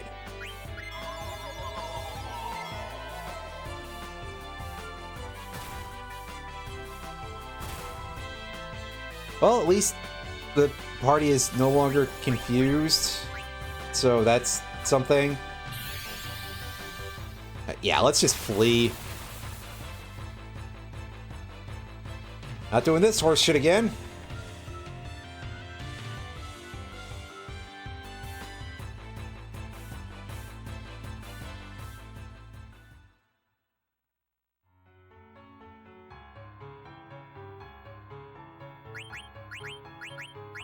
Now, thankfully, Garnet can just use her magic outside of battle whenever you please. It's only in battle that your commands have a random chance to fail. Right now, I'm looking for the bird tracks. If the game will be not terrible to me about that. Dear God, what the hell is this?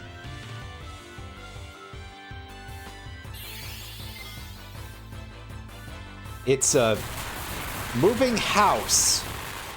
It's called an Armstrong, apparently. Alright then. Yeah, we know you can't concentrate, Garnet. As usual, you're doing just as great as you always do. Ouch. That attack cut our HP in half. I guess because we were actually at full instead of... Because that's got to be 50% of max, right? Given how the other one worked. Because I know that that's a half damage move.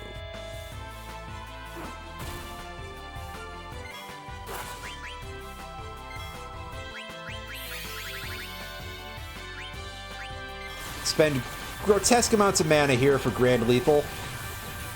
Ooh, that's an HP to 1. That's upsetting. This, however, should do some pretty good damage. It may not end the fight, but... Oh, never mind, it did. Yeah, there's our first 9,999 damage hit we've seen the entire playthrough. And I got a feeling that that move is going to be the main way we ever see that for a good long time.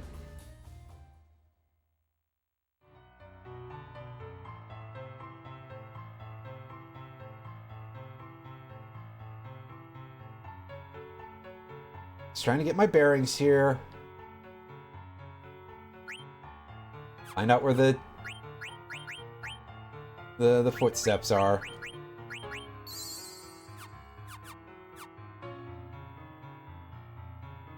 Unfortunately, having Garnet die is not really advisable. Nobody gets up after battle immediately.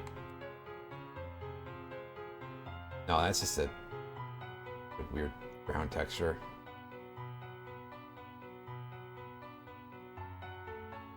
Over here? No.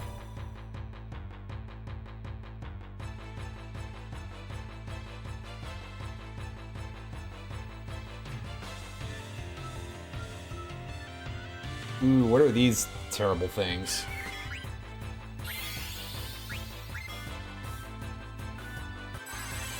Jabberwock. And they cast Float on what was supposed to be the entire party, but was only half of it. I've got a feeling that these guys do some really weird stuff with this, because so far they've given Float and taken it away.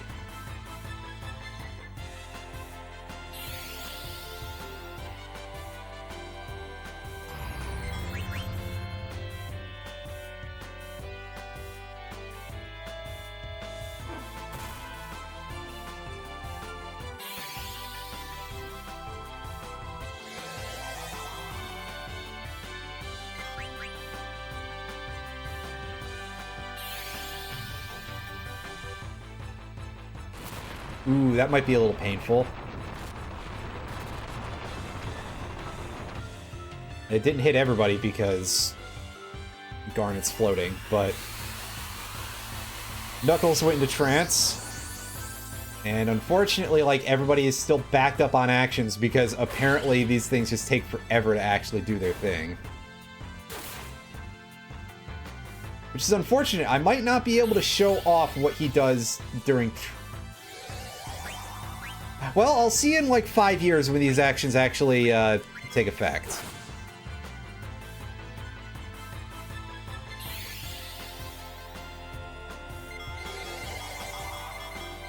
See, ultimately this thing is like an actual turn-based system still. It's just kind of pretending to not be.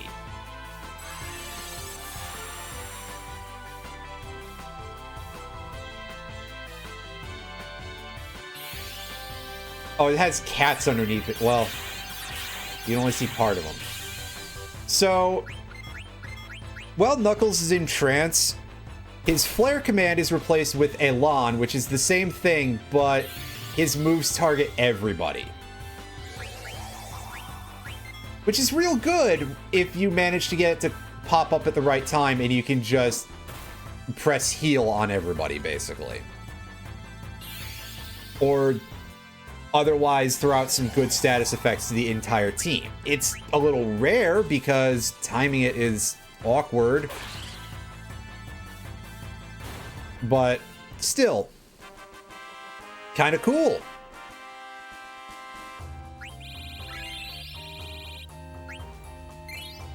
I don't completely dislike it.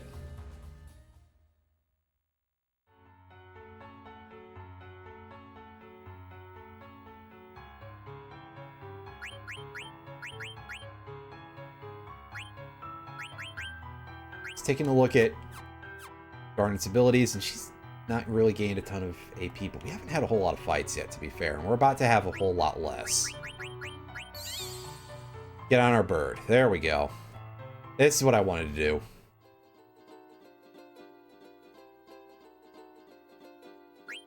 I have either of those. Yeah.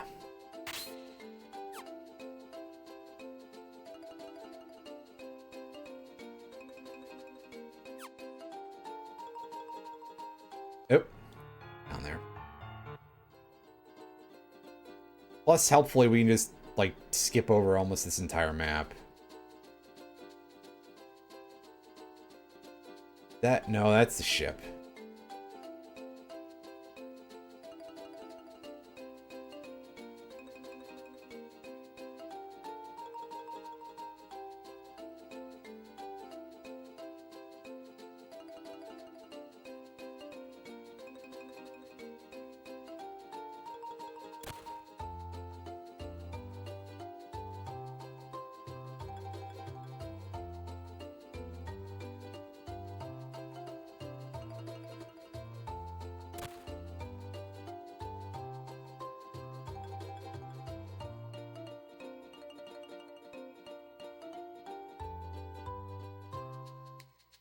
Map here.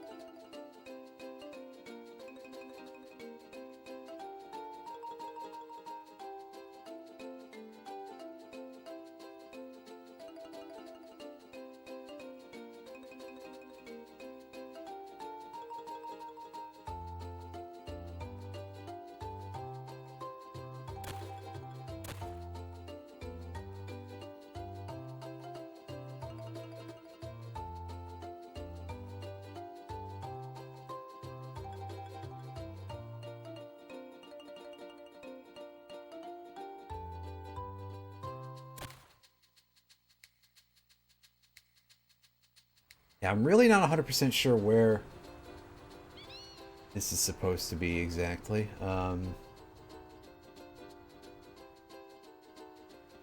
kind of squinting a little bit at the map here and looking at a guide at the same time, seeing if that gets us real information. And so far the answer is not quite. Well, so this is such a large landmass. This would be a case where I would really love to get more information for each.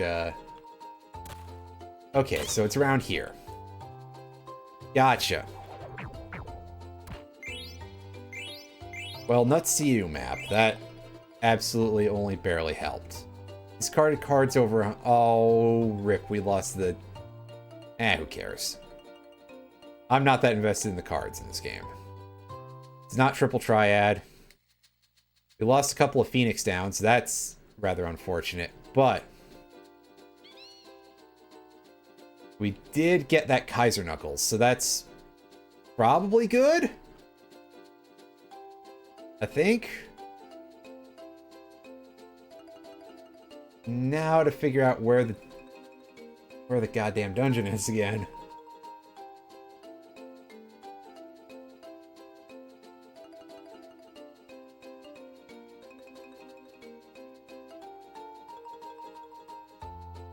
I think I seen it earlier, but and of course the thing I saw before originally was actually the ship came here on.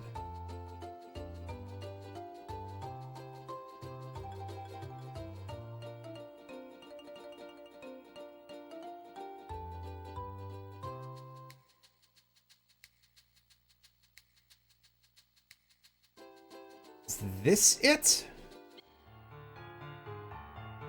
Yeah, this is where we need to go. Alright, so let's have a look at that Kaiser Knuckles real quick and see. Oh, holy shit. That is a massive upgrade for Knuckles. Oh, man. And we learned Countdown from it, which I am not completely sure as to what that is. Curse imbues an elemental weakness. Countdown casts Doom on the enemy. I have a feeling that that's not very useful.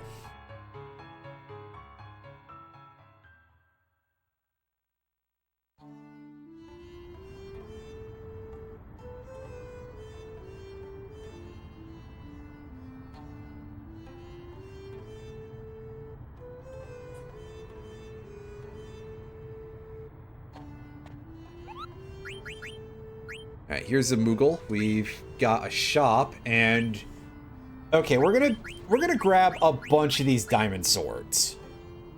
Because they are good damage for a very specific purpose. And also we have, like, just buttloads of money, so we can actually do stuff like that. Silver Fork is stronger than we have already. A couple of OS armlets. Grab 4. 5. Diamond gloves. Mantra band. So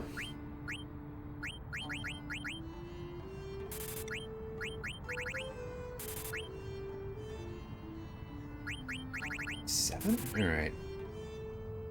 Another trident, it looks like. Go uniform. 6 of those. Gold armor for Steiner. And grab another trident. And you see, this is a big part of why we spent all that, why we got all that money. Because, yeah, we are going to absolutely want to put that to great use.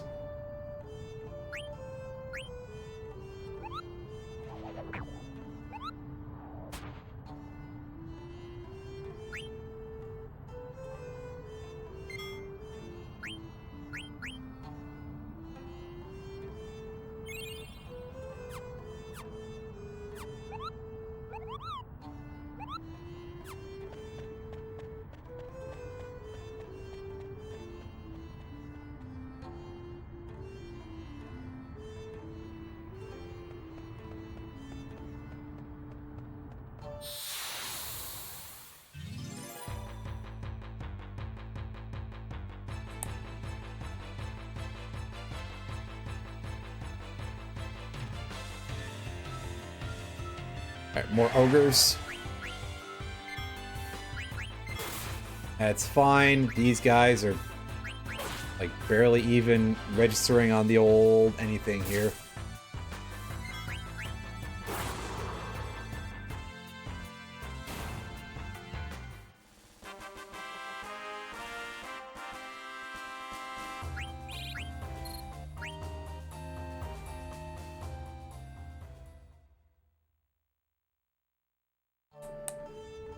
Actually, I'm curious about something. Hang on. Use. Well, this is the only place that looks like it'll open.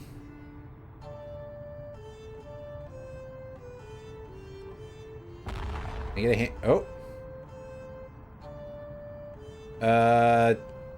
Well then. Let's go.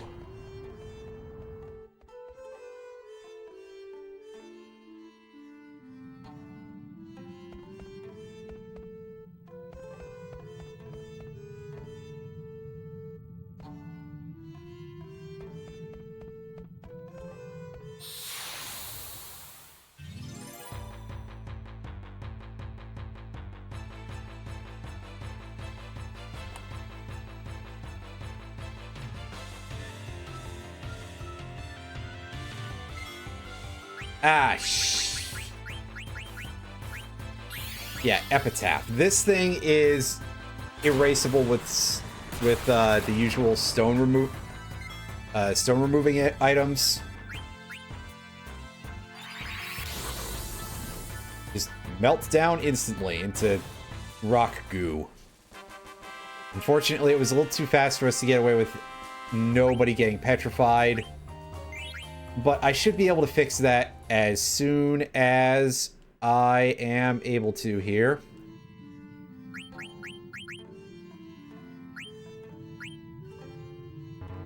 Oh, right. Nobody can cast magic in here because... well, some reason.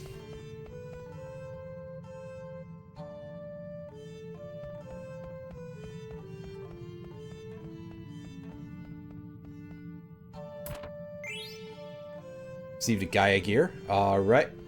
Is that Moogles again already? Wow. That's pretty fast.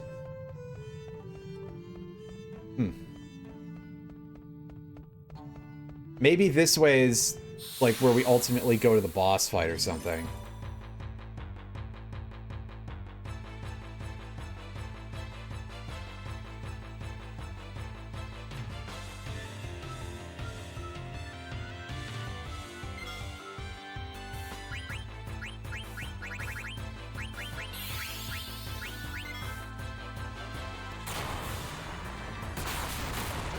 I should probably equip the thing that prevents petrification on everybody. Because otherwise, this is going to be a bit of a waste of resources.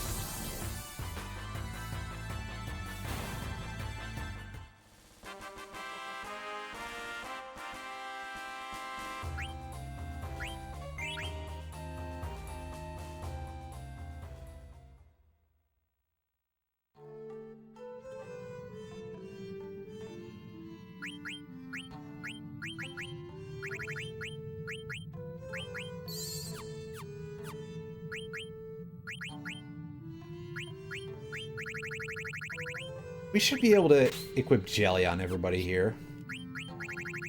Yeah, you have HP plus 10%. I don't think he needs that much health. His health is naturally quite high, so that's fine. Garnet, you can lose that, because that's not going to help you. You don't have this ability whatsoever. I have to see if she has gear that can give that. Otherwise, that might quickly become a little bit frustrating. But with the Magician Robe, gives it then.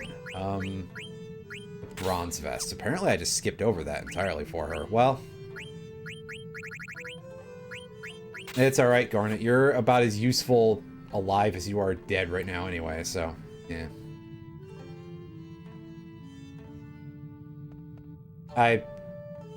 Yeah? Am I not allowed to... I'm not allowed to do that. I got 99 high potions, and that's the thing that I'm maxed on. So what if I, like, just... oh no, I could use one of them. Alright. Like, should I discard them? But yeah, there we go. Thanks, Stiltskin. Hand this over.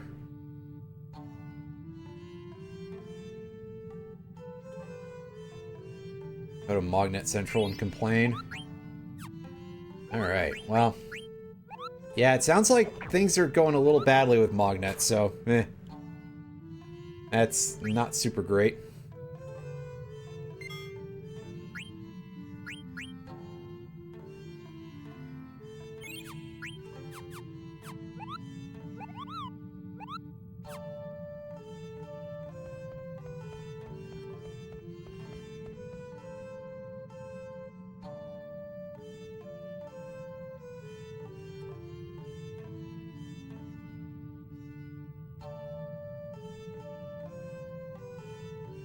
Alright, so we're back here.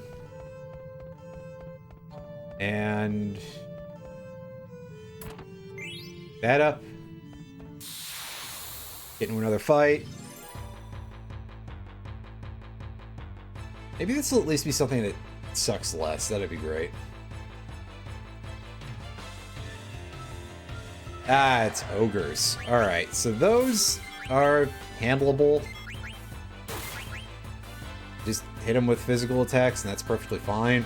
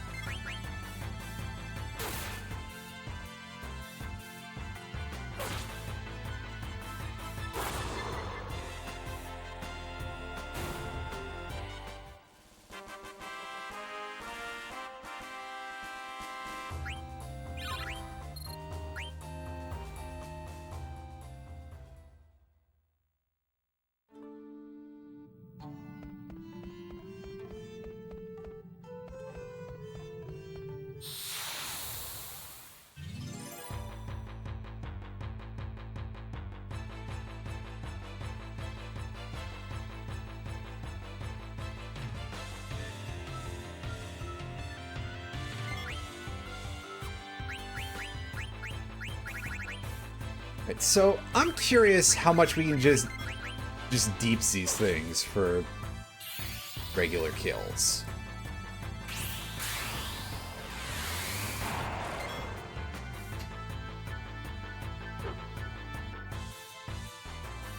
Okay, well that's not great, and also we summoned Clone of Steiner for some reason.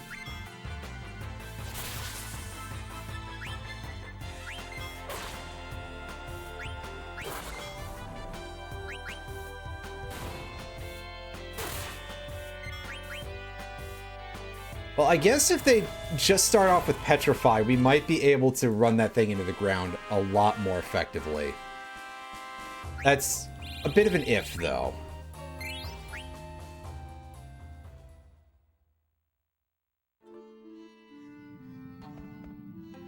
Also, yes, because I haven't mentioned it yet, if you listen very carefully to the music here, you will notice that it does kind of sound like the title theme a little bit. Like a little bit of a variation on it. This, as you've probably guessed, is going to be one of the very big info dump dungeons.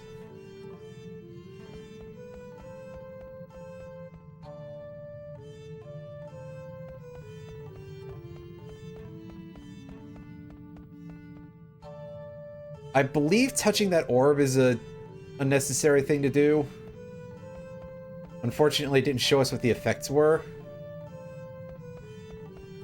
I don't know why it wouldn't do that, but oh well. Here we are. Got ourselves another diamond sword. Oh, whoa. It kind of looks like the moon with another moon. Yeah, what's it? Terra? What's the matter? The resolution's too low?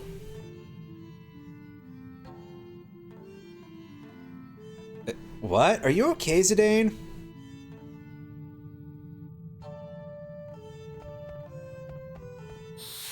Yeah, so, again, this is it. This is the plot dump dungeon. And a lot of it focuses on Zidane.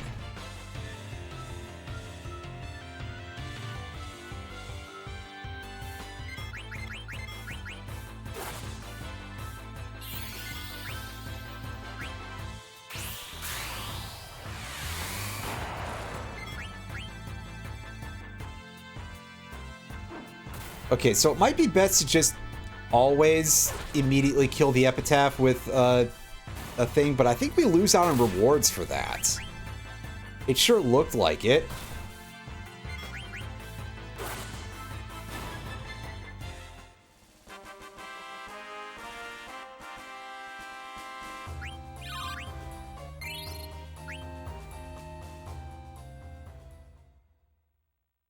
But hey, we get something for killing it the regular way, and so far they haven't been too threatening now that we're immune to being petrified, so that's good.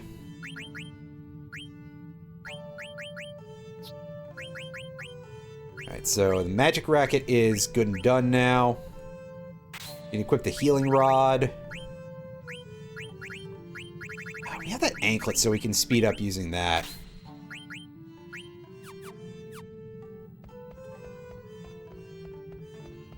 How do I get at this? There we go. This took a second. And we got some shield armor.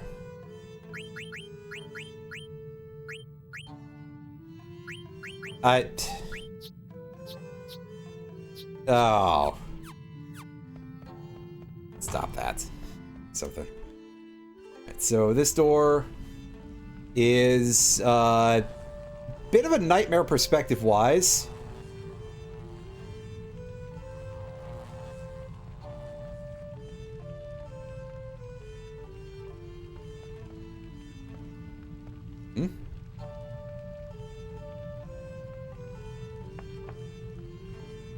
I don't know if you should knock on that so hard, Zidane, but alright. And it wasn't even that hard either, but... Listen.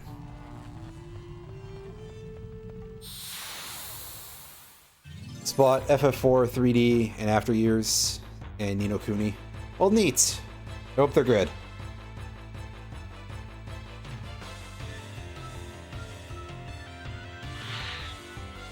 And we got some birds here. Garudas, huh? Ow, that was very painful. On the other hand, there's Knuckles doing some really good damage. Okay, I think that's just like reduce HP to very low.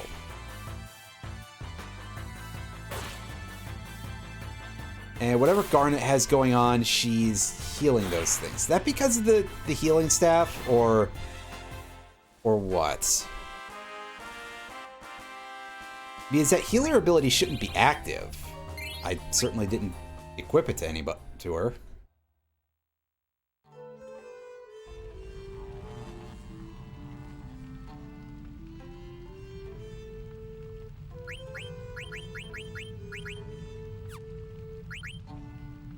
Alright, magic sealed, remember.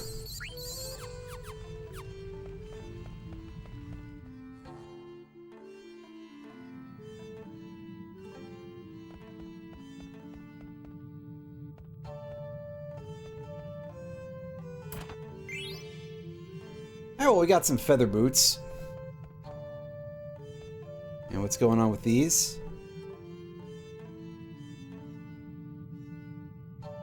Nothing?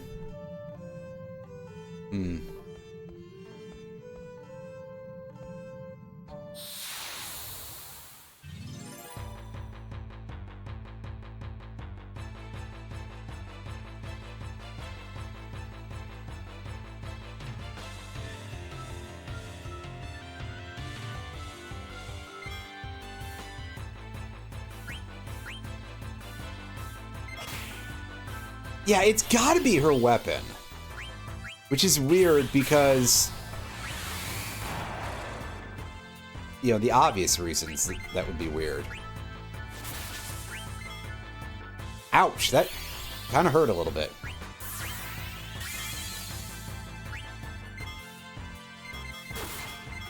So yeah, right now, Garnet is basically entirely useless.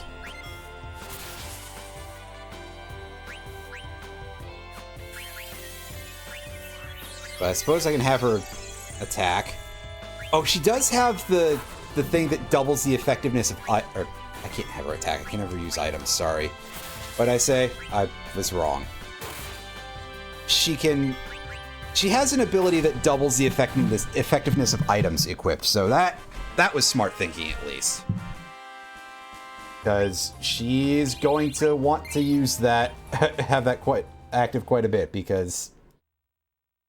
Item use is probably about the main thing that she can do at the moment.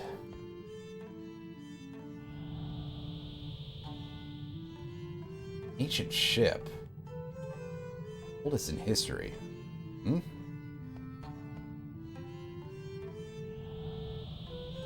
Ship for war. Huh? This is interesting. Powerfest. That sounds like it might be quite helpful. It's a nice piece of gear. A little bit of strength. Good chunk of defense, though. We'll put that on him. Yeah, because he's... Honestly, he's just our carry in general right now. He has the most strength. He has the most... he has a healing ability that gets through the anti-magic effect.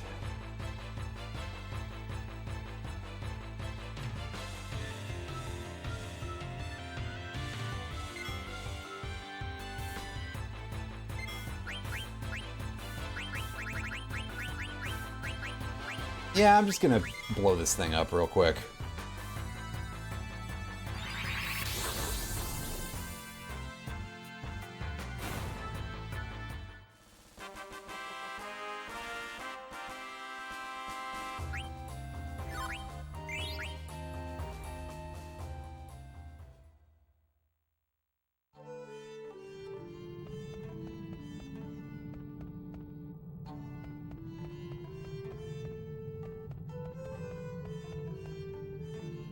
There we go. There's the Battleship Invincible prototype. Failure.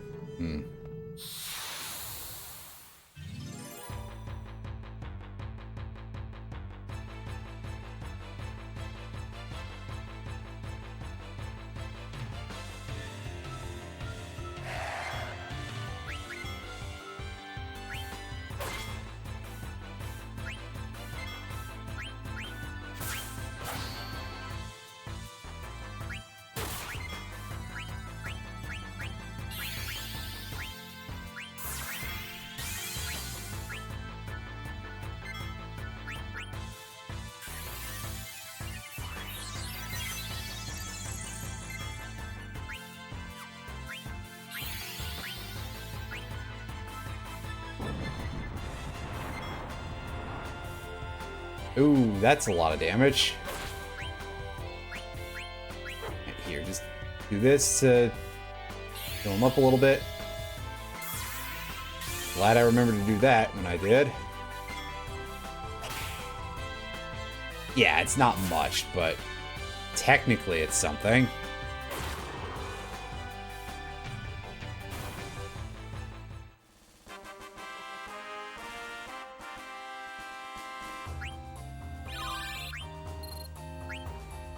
Alright, now we can upgrade Garnet's weapon once again from the Healing Rod up to the Mithril Racket, so that way when she actually gets to attack, she can deal more damage. Meanwhile, what else can we attach to her real quick? We can get her Atmos, I guess.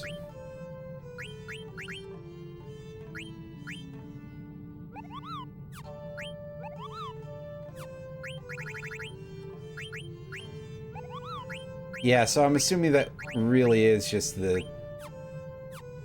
weapon that she had on does that. Oh, hey, I saw that one pixel. There we go. First Battleship Invincible version current use. That's... interesting.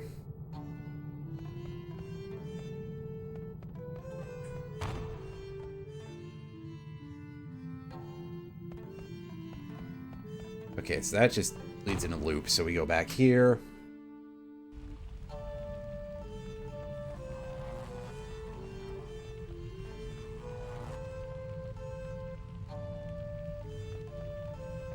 Ooh, yeah, now the orb's glowing.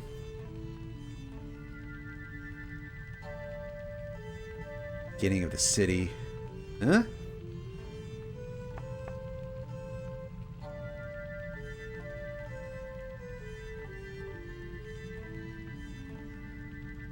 First, the city flourished. Soon began to decline. I'm sorry about the flickering effects, by the way. That might not be good for all your eyes. Peak cities all over Terra. The decline began.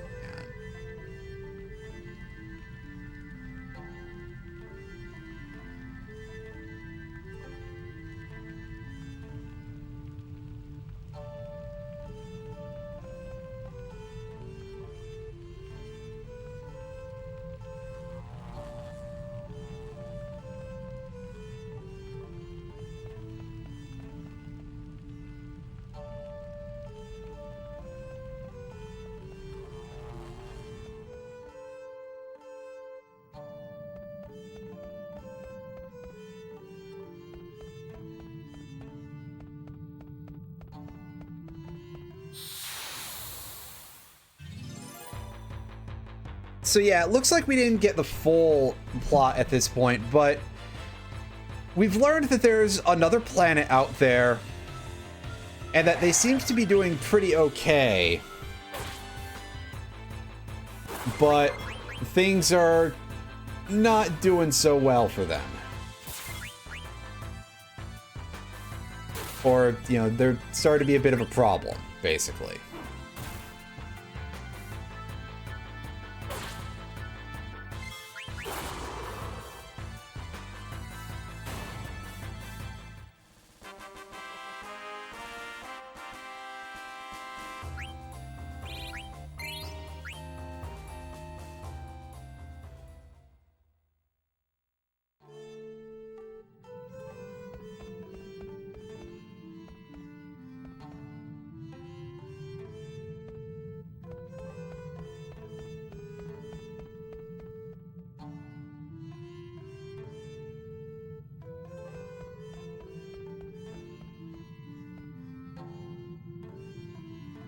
And yeah, I see Stiltskin is still here. So there, I know what this next boss is. So we're gonna start setting up for this. And the main way that we would like to do that is going to be to equip any of our bird killer effects that we have.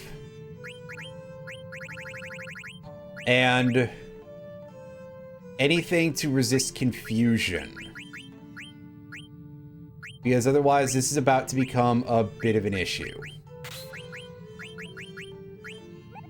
Their head is one of that. Okay, so Steel Gill, I don't think is going to be super important.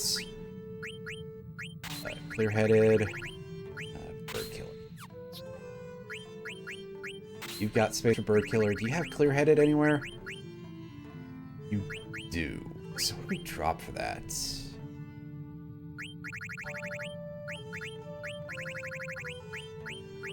I think dropping counter for that is fine.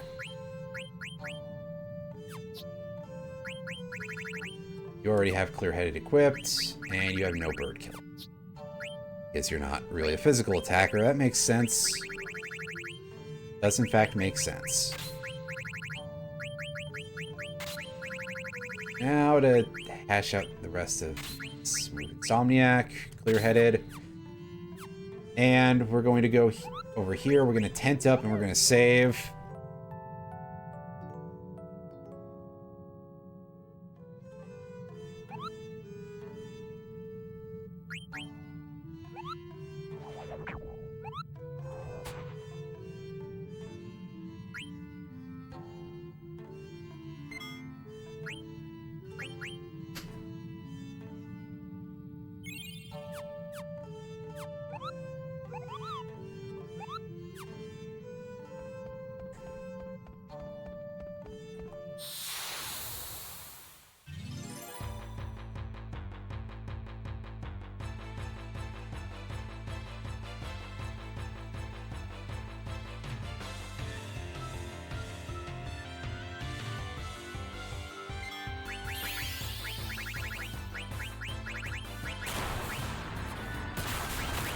Ah, very funny, dude. That doesn't work. We can just DPS it. Good work, Knuckles. You deal plenty of damage.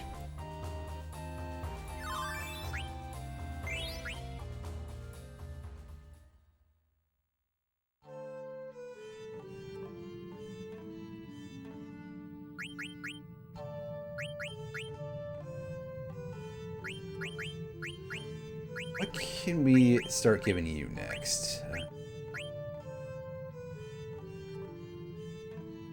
We can get High Tide elsewhere, and I think that's... Oh yeah, I forgot to equip everybody else's gear once they got their gear. Oops. Freya, you need the trident, and that's it.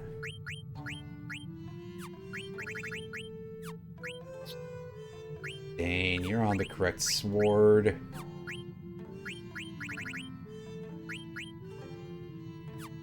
Leaf gloves, I think, are still the best armlet for him. Yeah. Brigandine, we can swap that for the judo uniform.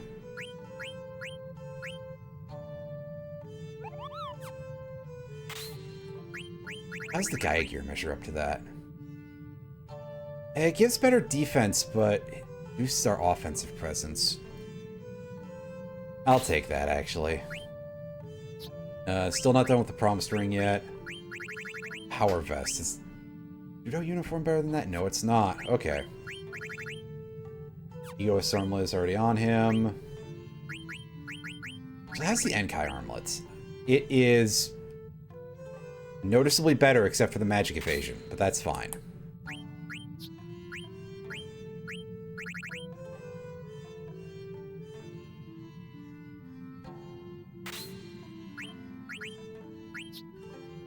Okay.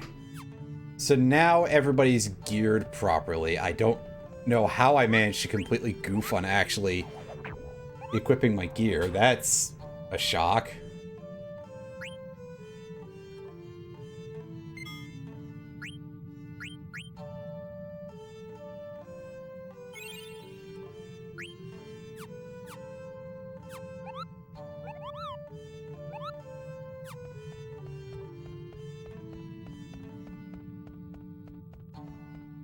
Alright, so now here we go. Over to the elevator.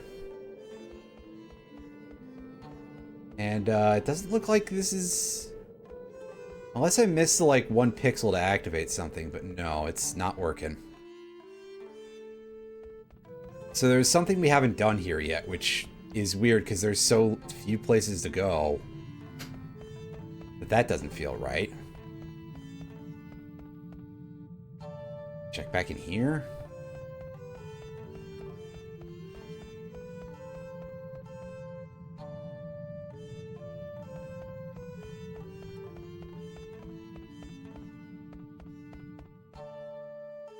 This goes back outside, right? Yes.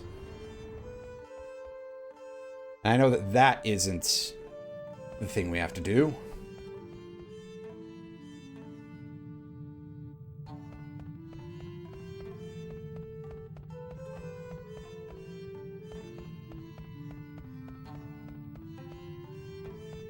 That's not a side path.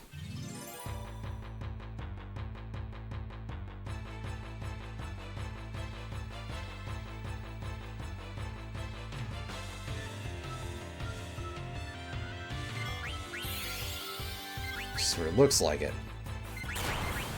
Well, again, if this thing wants to waste time, that's absolutely fine.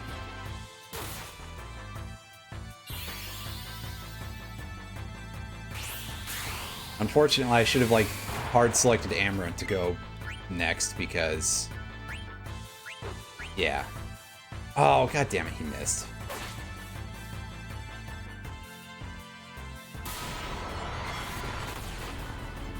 Yeah, so, I guess... Ooh. Yeah, if the member of your party is actually there when they get cloned, then the mirror will just kill them. That's to be expected, really, but still rather frustrating. So let's revive Freya real quick and then have Amarant actually take care of this rock this time. Go get it, Knuckles. There you go.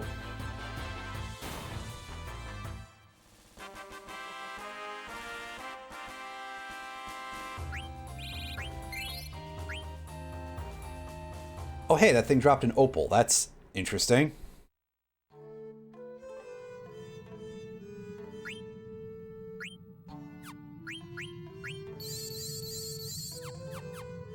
You high potions. And now down the stairs we go. And I gotta see if there's anything else in this entire path that I've missed somehow, because otherwise I'm at a bit of a loss here.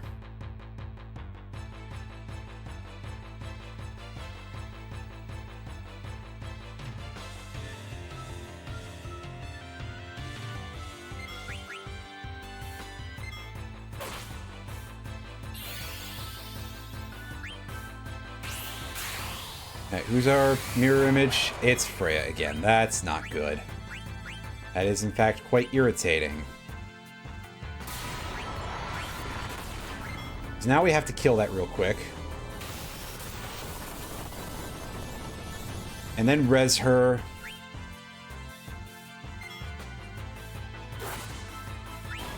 And then kill the weird rock.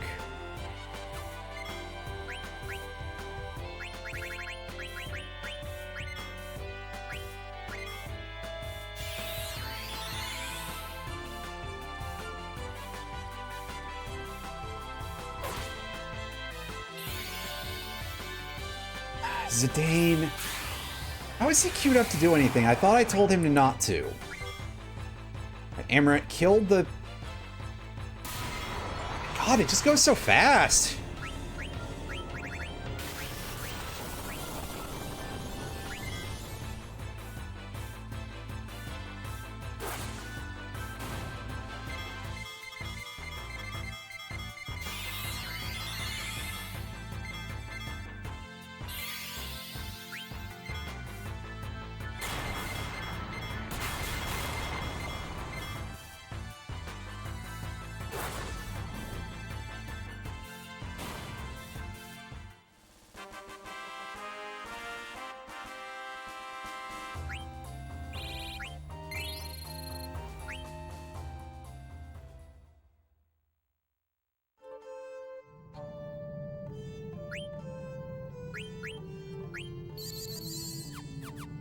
Good thing those drop a good chunk of high potions after the fights, because, yeah.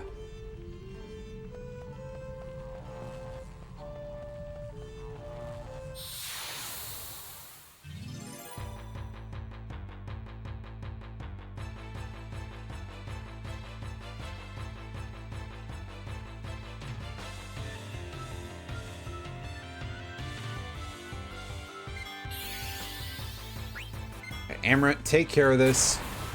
I keep calling him by the right name. That might be a problem.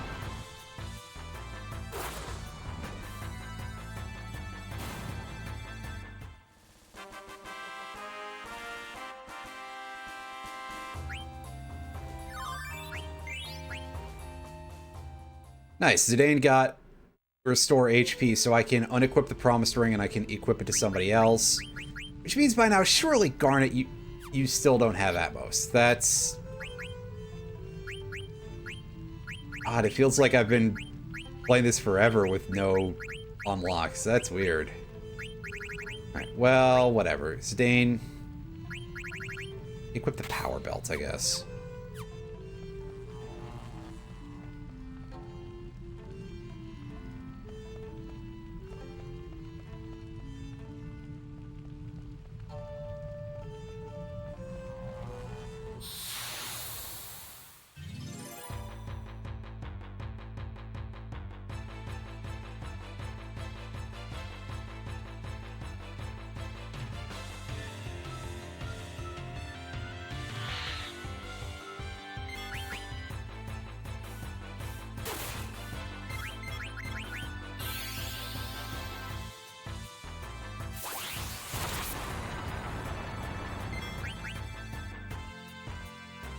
Yeah, that did some damage at least.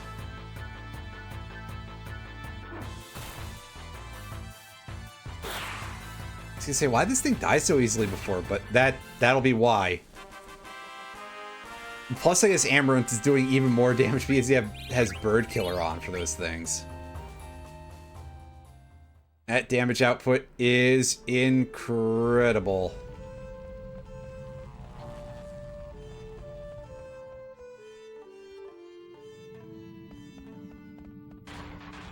Ah, there we go. What happened is mostly that we're in the lore dump dungeon, basically. Ooh, this is a freaky-ass room. Ooh, boy.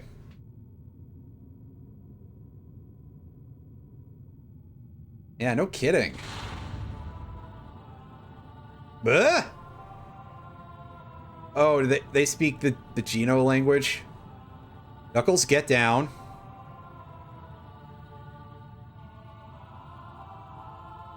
Visitors climb atop the stone. Huh?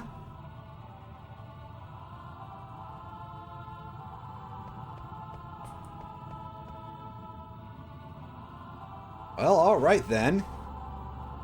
We'll climb atop the stone, and by that, use the elevator.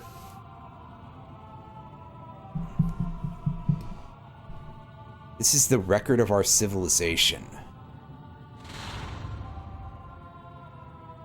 Seed's decline was not our fault.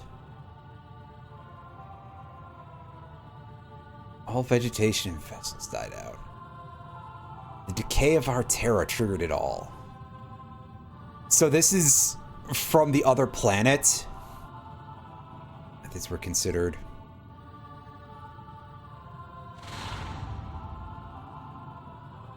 Civilization gathered. Unfortunately, it ended in failure. Blair discovered to have been the catalyst. Subjects were selected. 4 tremendous sacrifices. Eternal prosperity seemed within reach. One ever revived, but still in stasis. Final results are still pending. I don't really remember this either, to be honest with you. Why did our glorious history not die with us? We were constructed.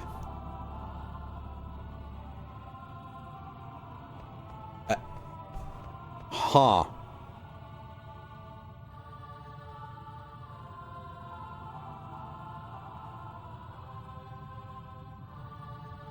Yeah, I guess we're gonna have to wait for more plot dump, but basically what we've got so far is that Terra is a faraway planet that was dying, and they sent something over here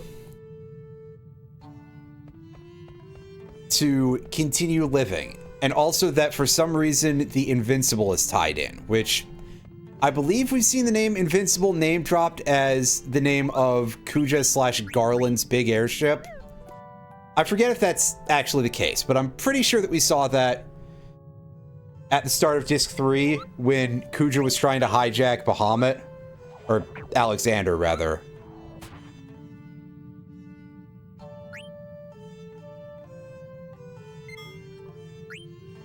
So, the Invincible is that big weird eye ship thing, and apparently it is related to Terra in some way,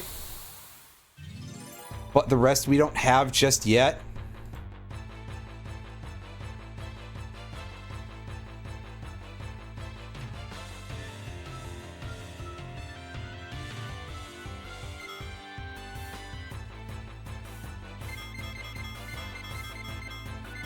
Just sit here and wait, because this thing is a completely free fight as long as Amarant doesn't miss.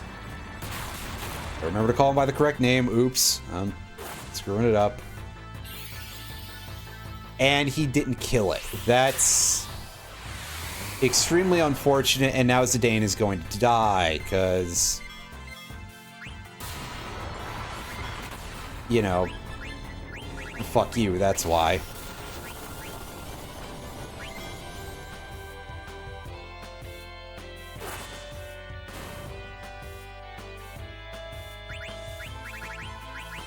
Darn it, you are letting the party down as usual. I shouldn't be surprised, but truth be told, I'm kinda not.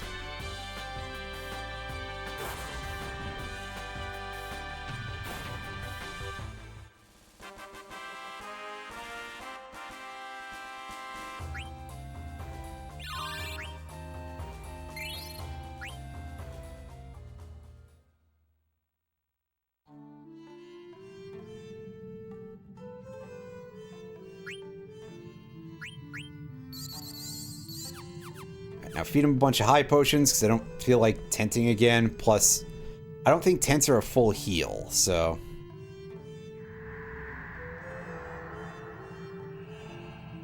Yeah, that'll be Terra, alright. What's the deal?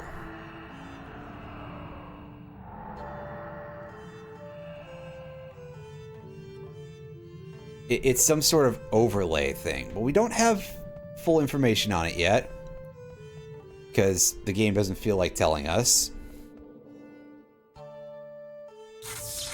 Whoa. Oh, the frame rate is a little bit funny because of all that camera work. Alright, so is this what we came here for? Oh! That scared me.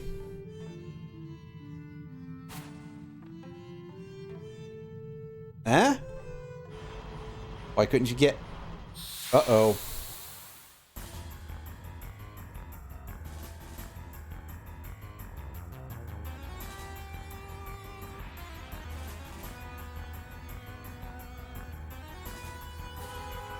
Alright, here we are. It's time for a big nasty boss. Oh, indeed. Ooh. Alright, Propeller Wind. So this move is why we wanted that confusion protection, because otherwise it will attempt to confuse the entire party.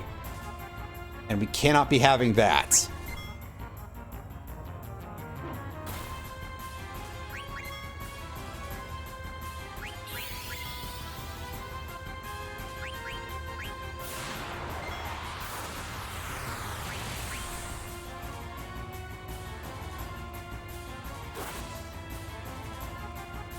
Ooh, wow. Amaranth's doing great damage. Good job, Knuckles. You're pulling more than your weight, dude. You are just yanking the entire party behind you like you're towing a ship. The can't concentrate thing is basically, well, I'm not even going to be polite about it. This is their way of making you want to use Eiko more. No, she is currently dealing with survivor's guilt because all of that place, because Alexandria got obliterated. So, like, she's not in a good place mentally right now. So she's, like, clearly not having it, but again, would be even less useful in the other part of the, in the other party, so...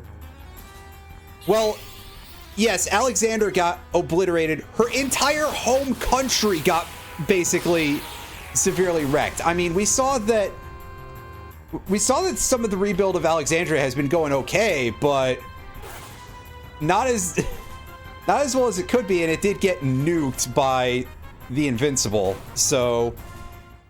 Combine that with her mother dying, which, you know, even though her mother was a shitty person, she still feels a little bad about it. And not a good place overall. Anywho, Ark probably would have been a much harder fight if we didn't have those Kaiser Knuckles, because Ark has about 20,000 HP. And you can see that we absolutely smoke showed it, but I'm used to that being very, very hard. And for some reason, I seem to recall also that there's, like, a reason why you would want to not be floating. And it casts float on our entire party with that photon effect. At least I think that's what it was from. So, thank goodness that ended up being a pretty easy fight. But that has every chance to not be easy whatsoever. And we should have gotten something quite nice out of... There it is, a pumice piece. We want 2 of these eventually for the purposes of being able to summon Ark, but until then, it is a quite useful thing for teaching the boost effect to our 2 summoners, and even just equipping it to anyone else for the absorbing holy and shadow damage effects. That's going to be very handy in the future. At least for one very specific place.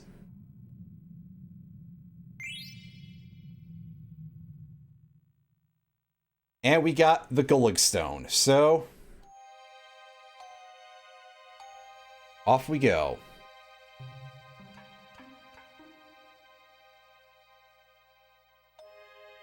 Eiko's gonna complain at the door, but nobody's there, basically.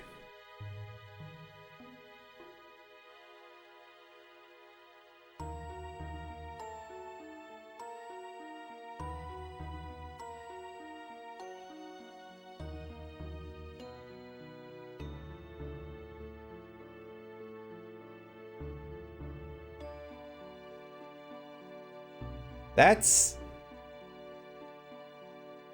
Yeah, we get it. You're an asshole, Kuja. Well, thank goodness we have a frog still active.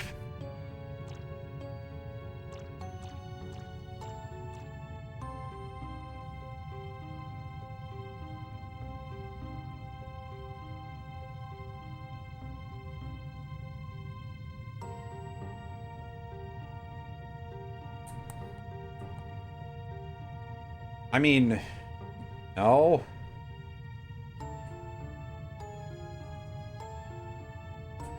Basically, I have to turn them all on, eh? Thinking too hard. Alright, so... let's get a load of this.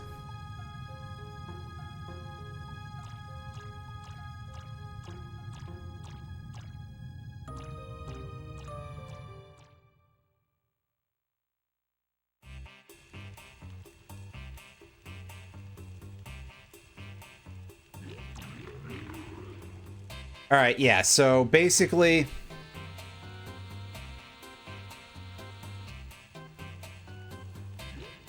press the button while it's not looking.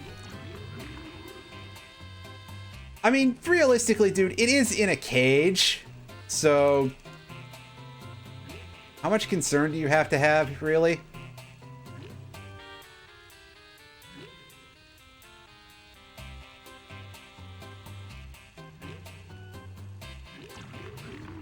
Also, as you can tell, I'm trying real hard with this, to be careful-ish, but...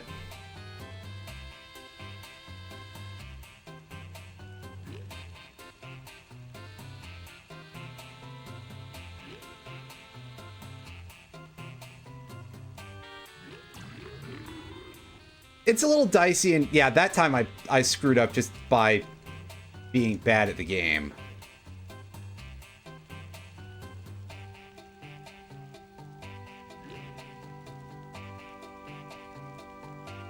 When I say it's a little dicey, I mean, other than the part where this sneaking mechanic is kind of awful, there is a part where sometimes it seems like the timing for when we do or do not get seen, that seemed a little bit fast at the beginning, but it seems like it's fine now. Maybe it was just a one-off thing there, or maybe I screwed up. Yeah, never mind. This is a lot more generous as long as you're not stupid.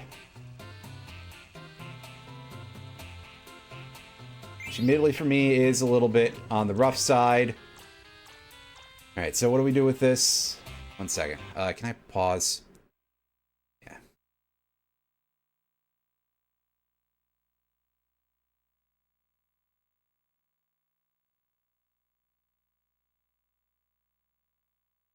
Alright, so what do we got in terms of these fellows?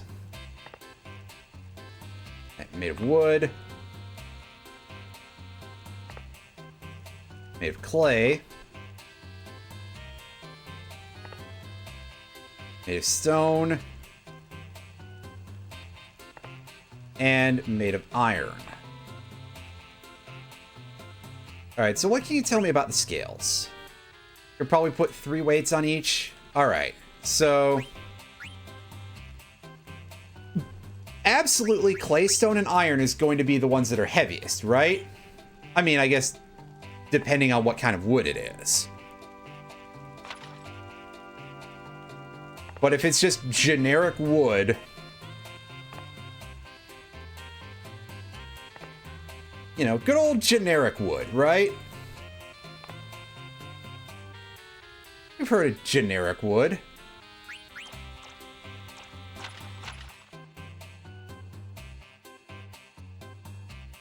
That gets us there.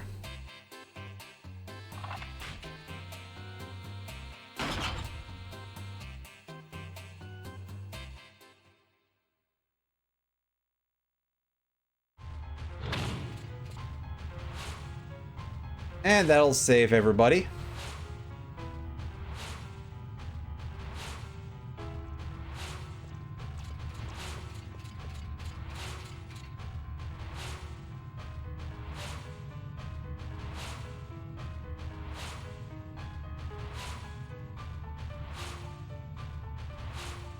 Basically just have to turn them all on. All right, let's see what the deal is here.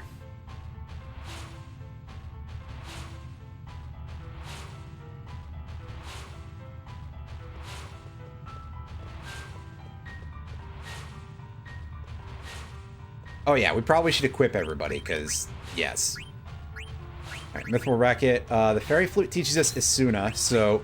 Hey, at least Eiko is going to get just a generic stat remover. Yay. Green Beret will give her more magic defense. That's fine. US Armlet for you? Sure. We'll take all those defensive buffs. The Magician Robe is a fine piece of gear for her. I don't think the Judo uniform is going to be very useful. And even the Gaia gear doesn't have an ability worth equipping it for. So we'll swap out the Ruby for something. Possibly just the Pumice piece. Yeah. It'll take her like an eon to learn that, but it'll be useful, I think. Now we can equip the Diamond Gloves here. Shield Armor. Well, no, I need to use the Gold Armor first, right? Get Stone Killer, and then we can equip the Shield Armor afterwards. So, no better helm here than the Cross Helm. And we can equip one of our way too many Diamond Swords for that.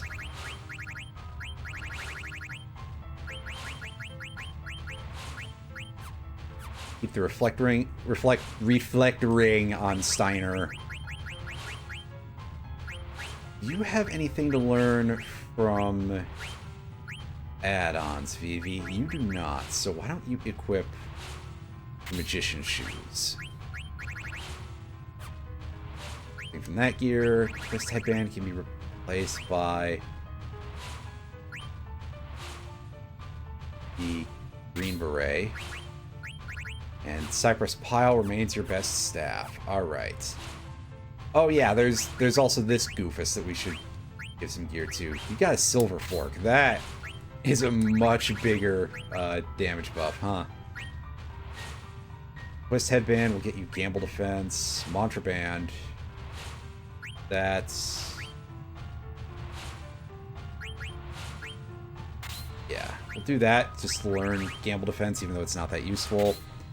Level up for Quina is going to be very helpful. Survival Vest stays on for now, and same with the Feather Boots. We have a lot of work to do for Quina, but we'll get there sooner rather than later, I suppose. Counter is no longer of great value because we don't have the Needle Fork.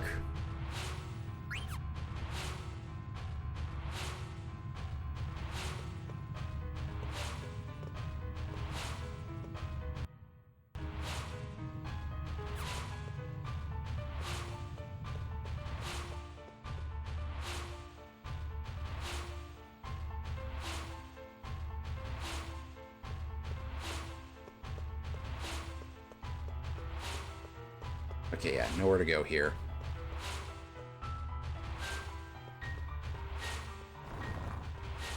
Huh? Welcome when the lamp is lit. Ooh? Huh.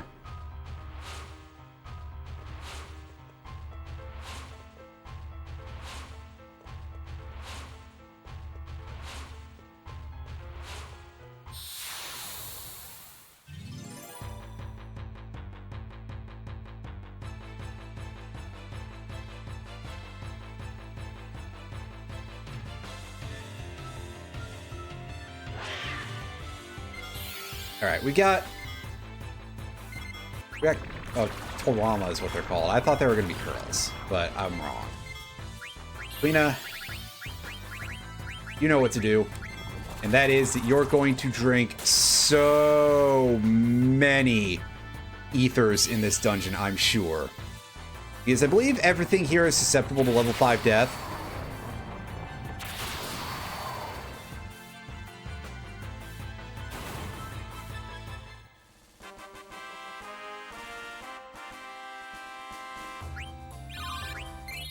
And I mean, hey, if we can, like, upend as many of these fights as possible, that'll be pretty good.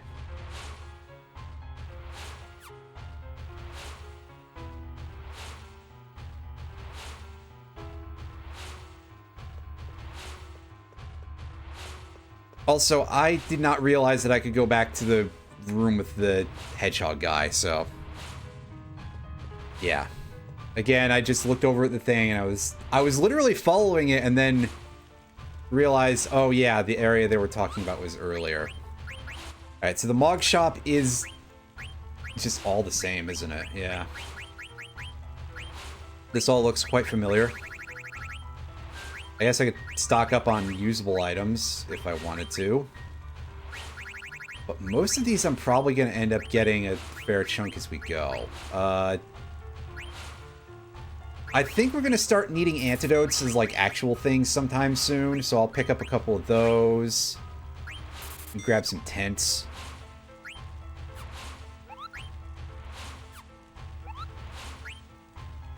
Otherwise, Mognet. Yeah, now we'll save, because I don't want to do that stressful minigame again. That'd be quite irritating.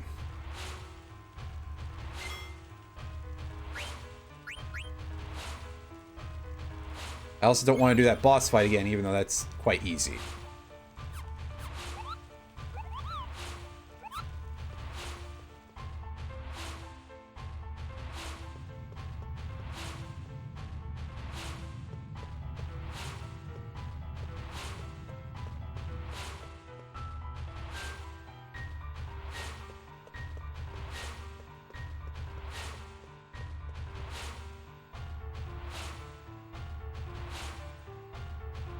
Back we go, and I think we just go to the left here first, right?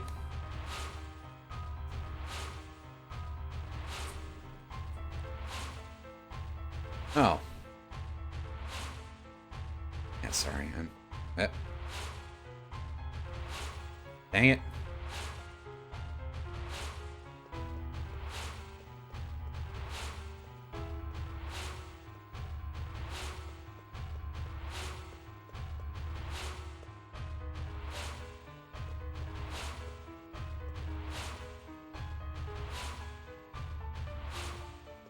Hey.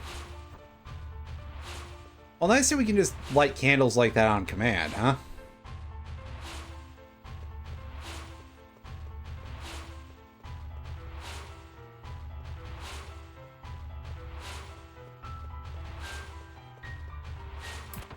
And that spawns a chest for some reason. Makes sense to me, I think.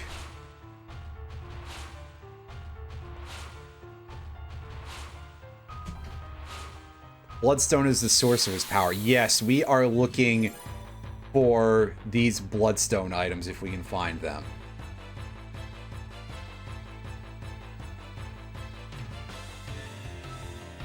Ah, good. I see we've got Grimlocks again, and we're getting back attack. That's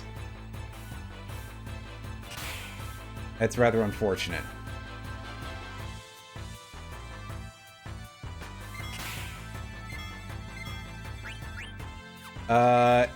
Eiko, you have way too much mana right now. I need you to burn some of it. By summoning Phoenix.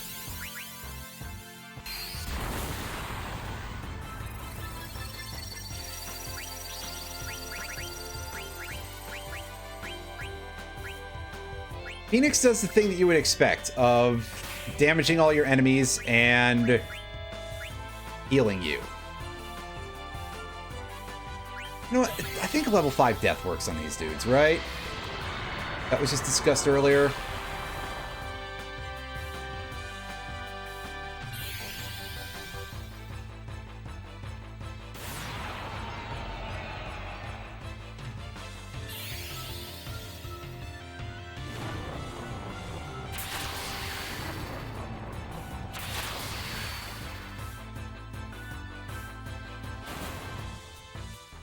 There we go, that's better.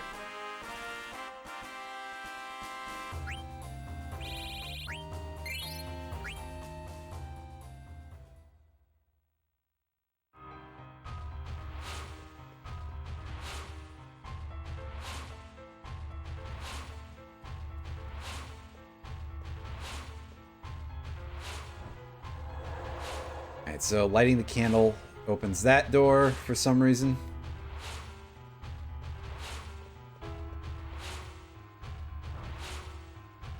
I mean, why not, I guess, right?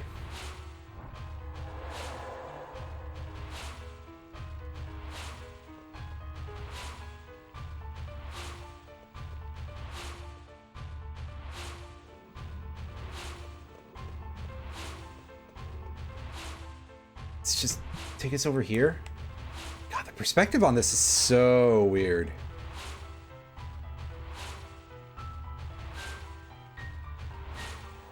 Ugh. Pretty strong.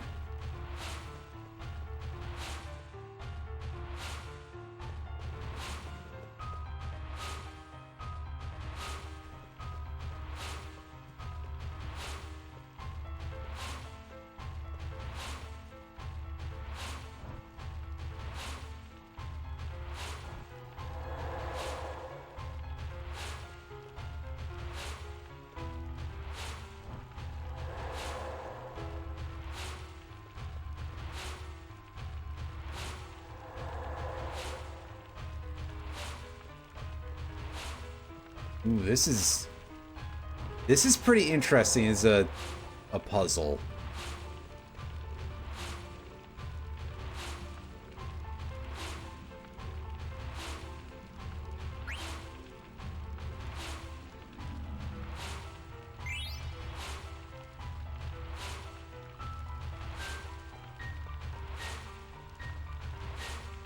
All right, it's our first bloodstone that we've gotten so far. There's a couple more to pick up as we go, I believe.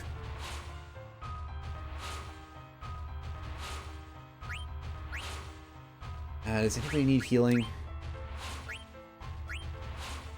Yeah, we may as well. Especially Quina, who has like the least HP of the entire party. Oh. Saw a ping there. Activates the candle. There we go. Alright. And we got a shield armor. That's pretty good, but unfortunately I don't think we need any more of those at this particular juncture.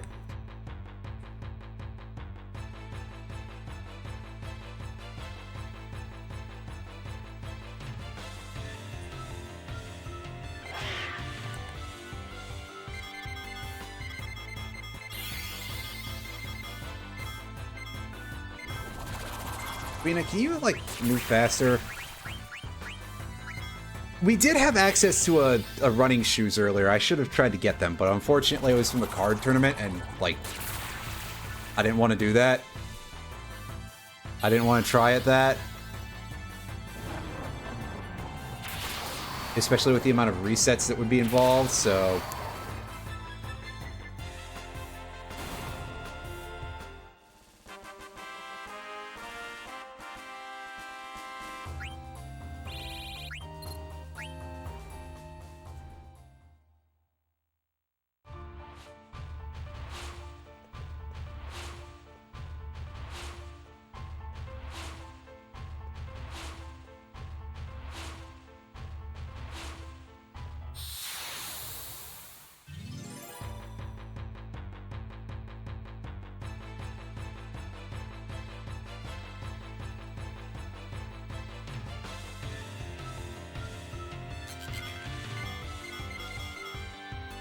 I know it's because they have, like, just low stats in general, but...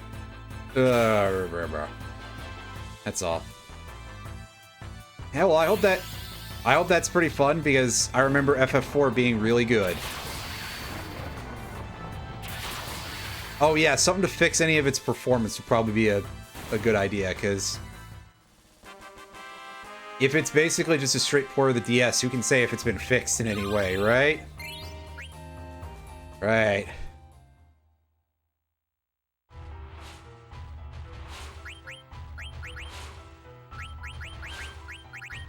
Yeah, there we go. We equip the shield armor.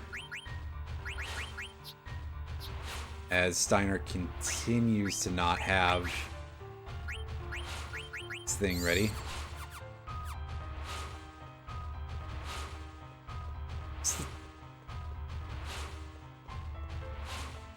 There we go. I see the stairs now.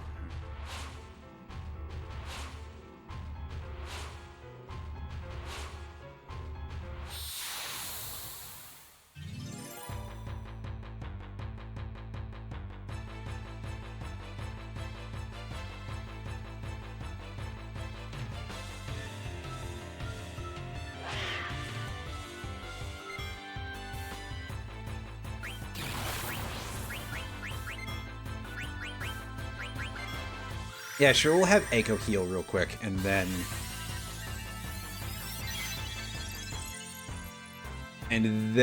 make this thing die.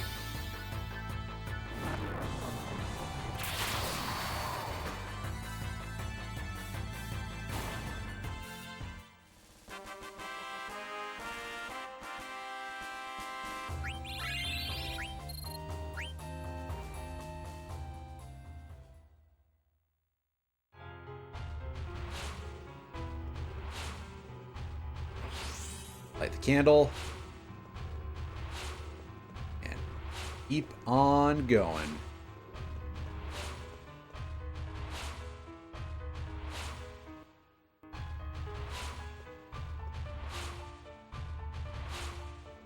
Hold up, I want to see if there's nothing else out here. Okay.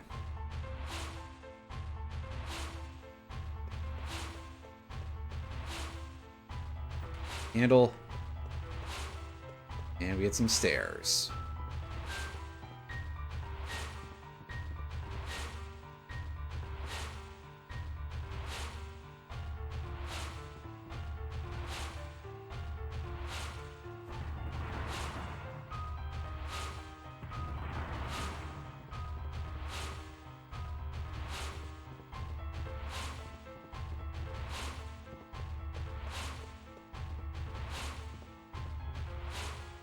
Yeah, what's in the book? Stained glass opens the path when... Well, we've seen that happen, so...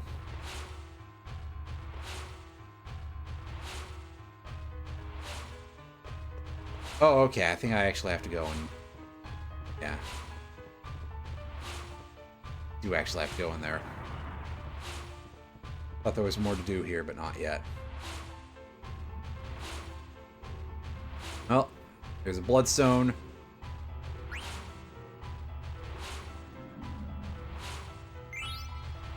Move that for an Enkai armlet, which is good because I think, yeah, I had given that one to like somebody else, forgetting that Vivi wants it so that way he can learn water.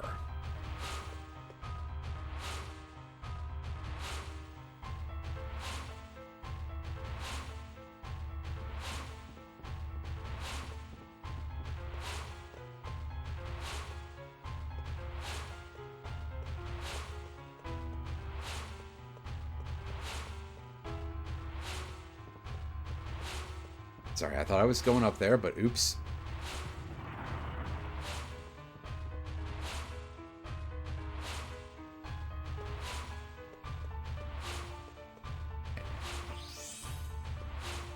Yep, remember, unlit stained glass feels the way when lit.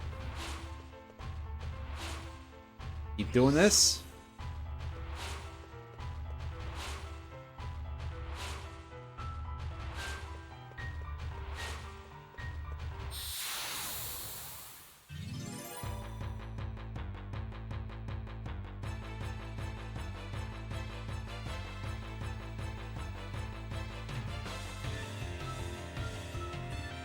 Ooh, what is this?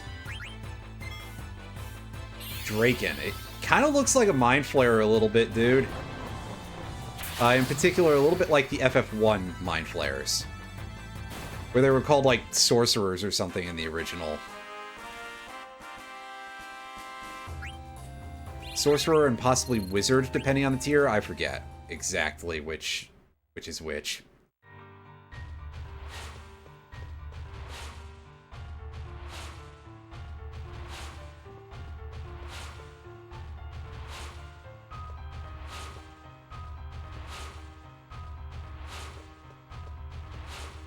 Ah, yeah, there we go. There's the other candle. Wait a second. shuffles the bookshelf up a layer. So we go in here. This.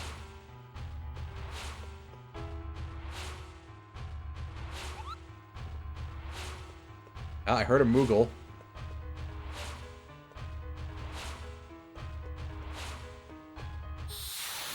Oh no, I see the room scrolling a little bit on the left.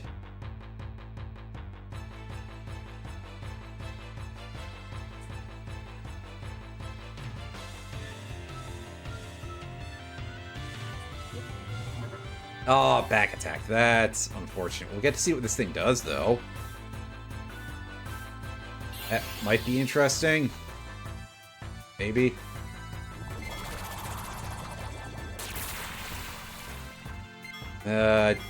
Damage is what it does. I see.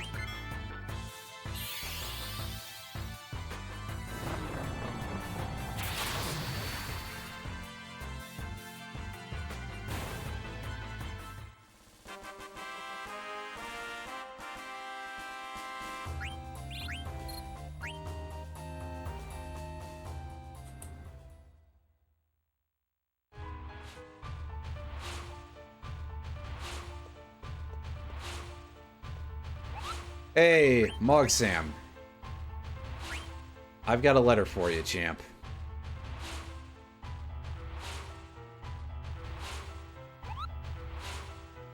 Alright. Tent real quick for understandable reasons.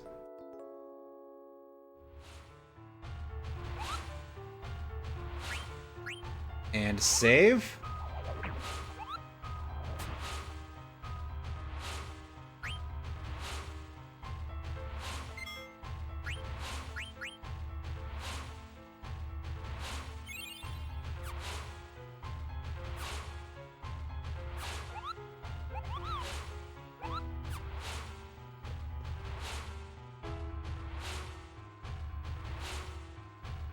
So here we are, another candle room here, so...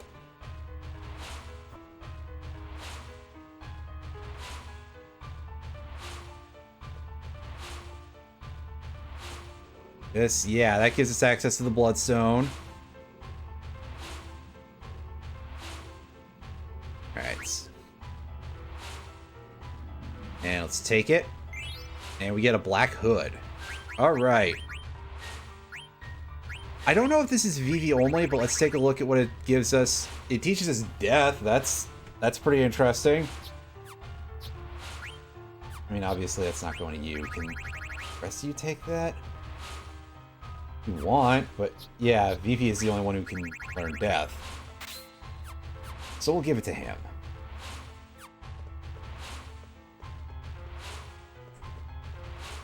But yeah, you gotta turn this one off.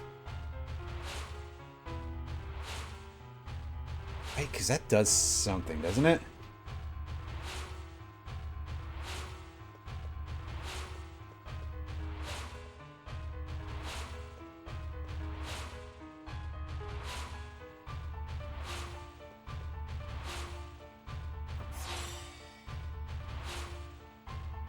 Okay, well that produces a staircase, so that's good.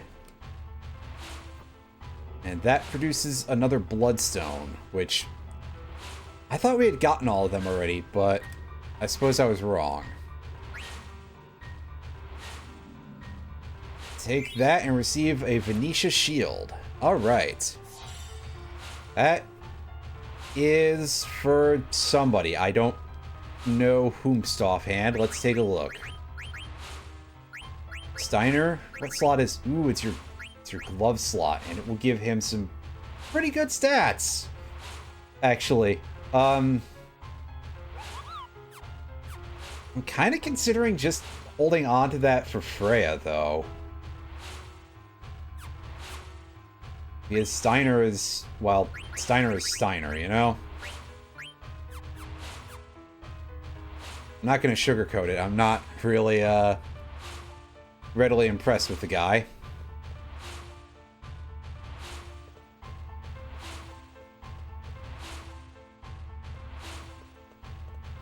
So yeah, we'll save again, even though we literally just did. Yep, saving for that 4 minutes of progress, basically.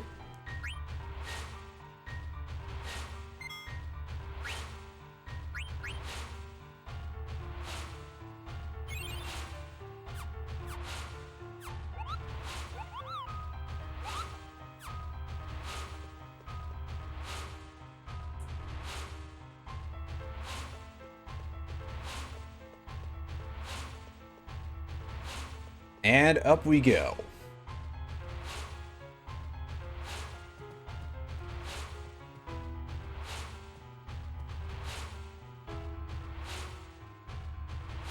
Oh.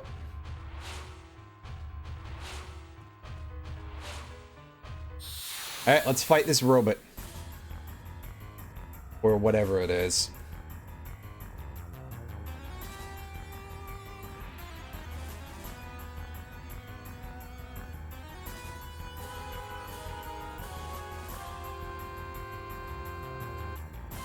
Yeah, that's not gonna help you too much, champ. You have no bloodstones active, so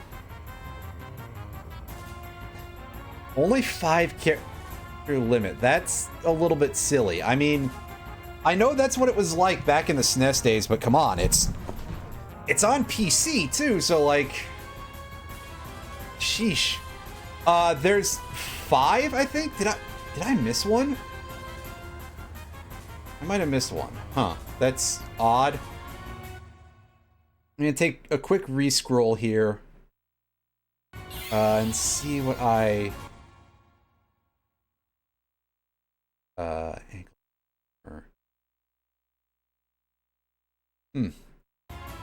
Yeah, so there must have been one that I missed in the lobby or something, but... What would... Anything?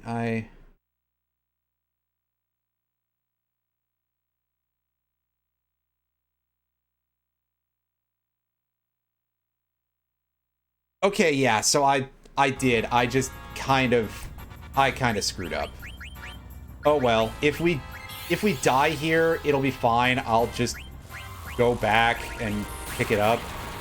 I mean, realistically, I probably should because the item it drops is quite good, but I'm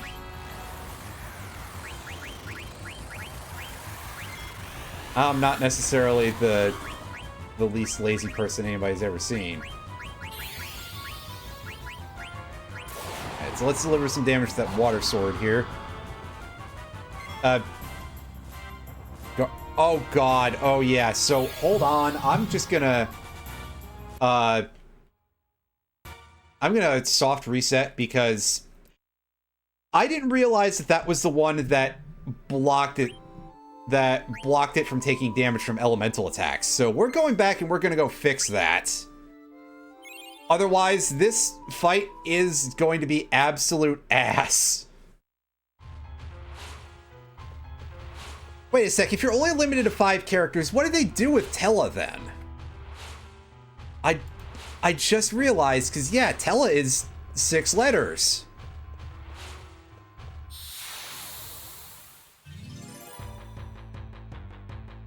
So, like, what's the deal? Do they just block you from changing it to anything else, I guess?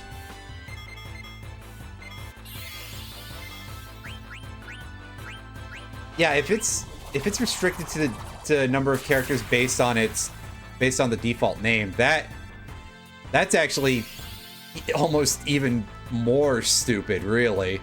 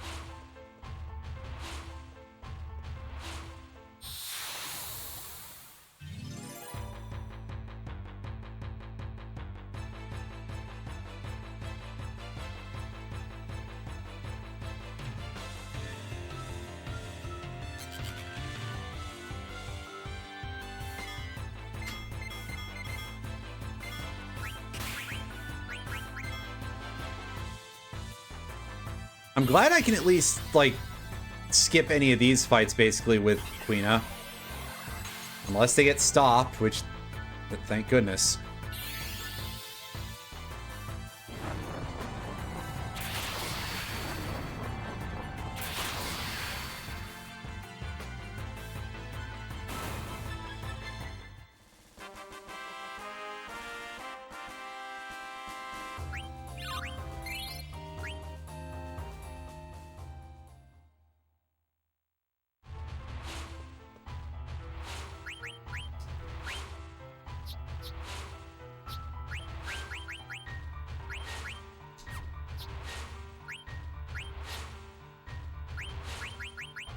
We got auto float out of that, so we can move away from that.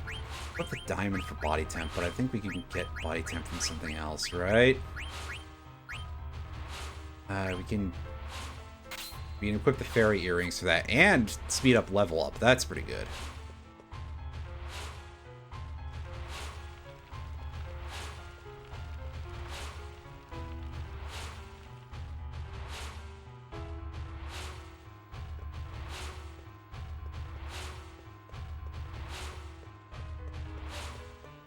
That's incredibly bizarre.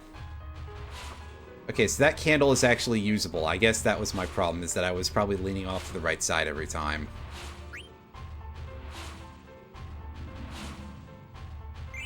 And there we go. Unfortunately, it's not the Octagon Rod, which is what gives you the 3 Aga spells. It's just another Promise Ring, which is fine, because we actually could use that, but still.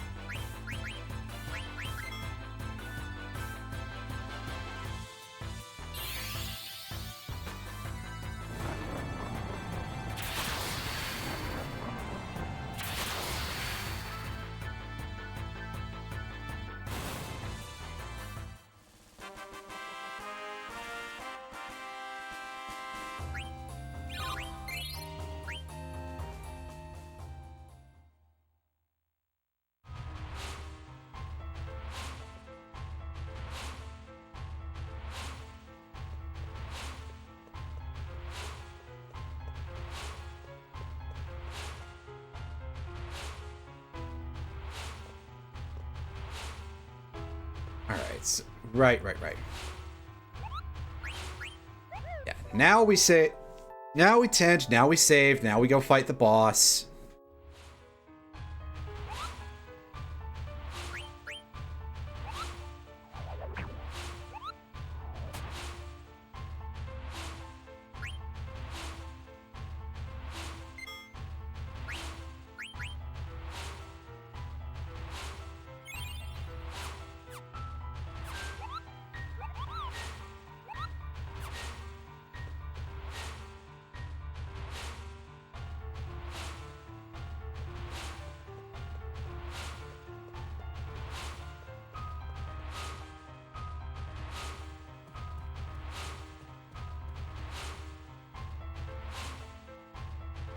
Alright, now it's time to go fight Valiapura again.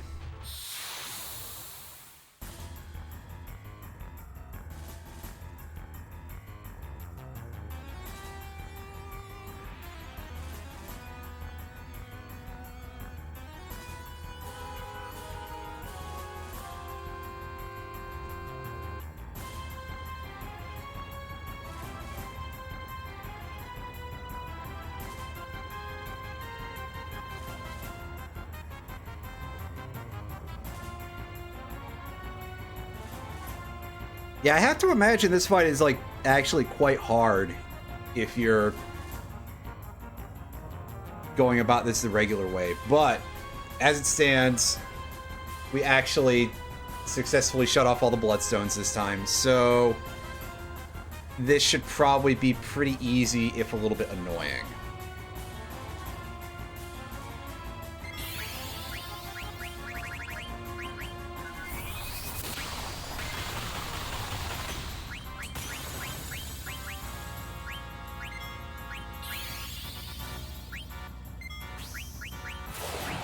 Runkle, level 3 Deathless, and then just go in for more damage.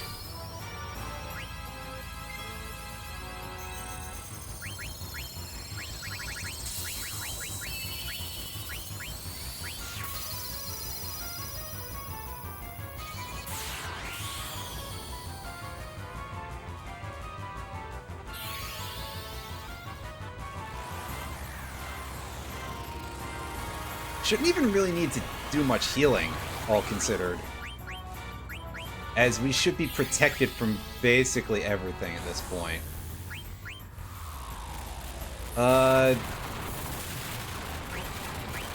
Yeah, I mean, just keep hitting it.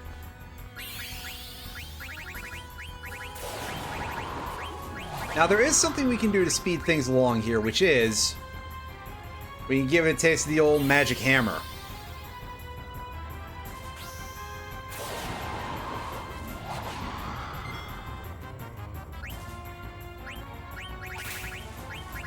Because, interestingly, this boss also dies if it runs out of mana.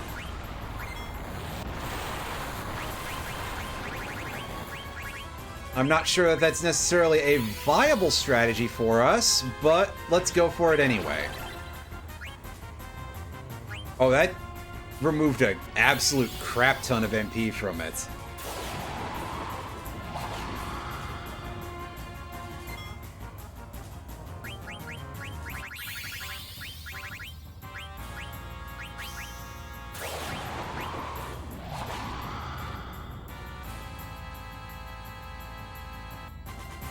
Oh, well, it's dead.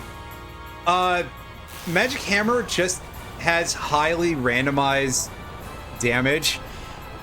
No, it only has 9,999.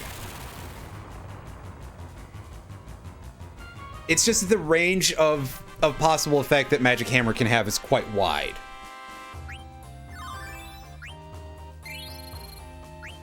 So, yeah, that was dirt easy now that we could just obviate the entire gimmick.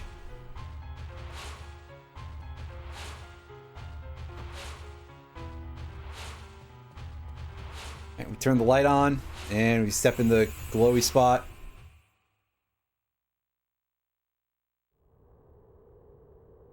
Meanwhile... yes, because of how heavily randomized it is, yeah, pretty much.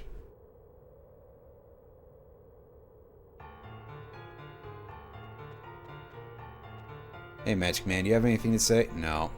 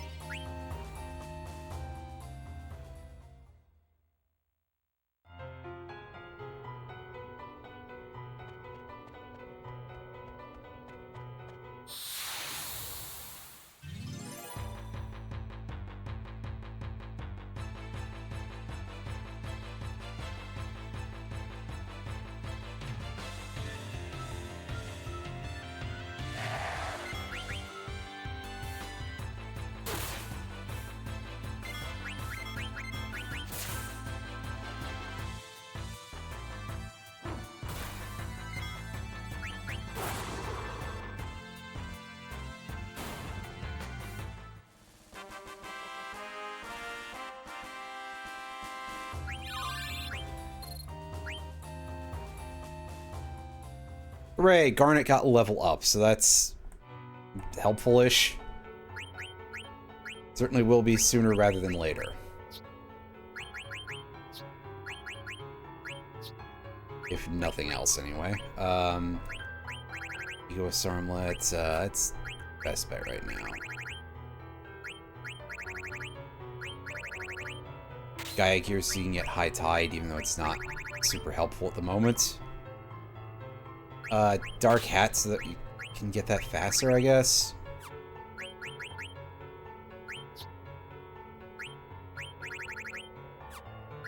Everybody else is pretty good on gear for now. Is Promised Ring of value to anybody? Oh yeah, you don't even have that ready yet, sir. Fix that.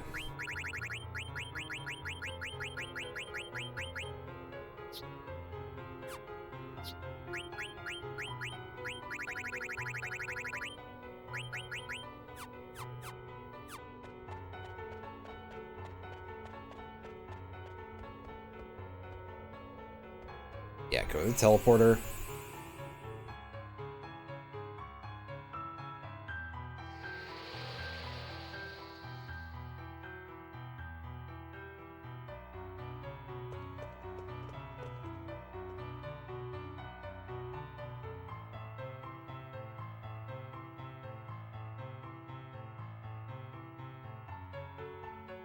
Well, fine.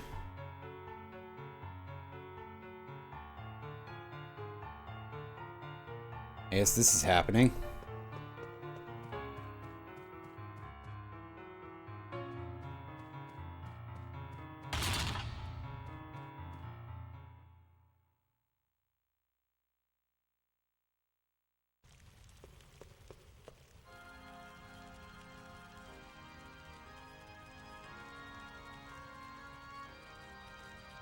Yeah, I don't know what you expect at this point, Kucha.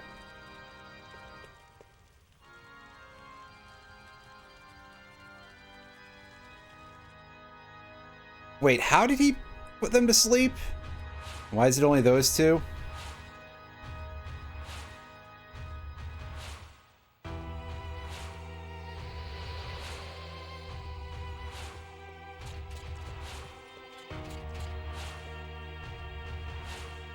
Oh, they seem to have, Okay, so he's not even showing them, like, after having been trapped. He's just using body doubles to try and trick him.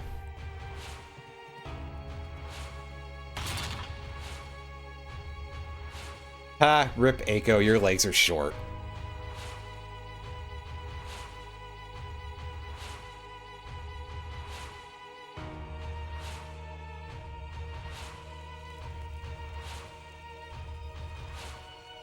And somehow the clowns get her.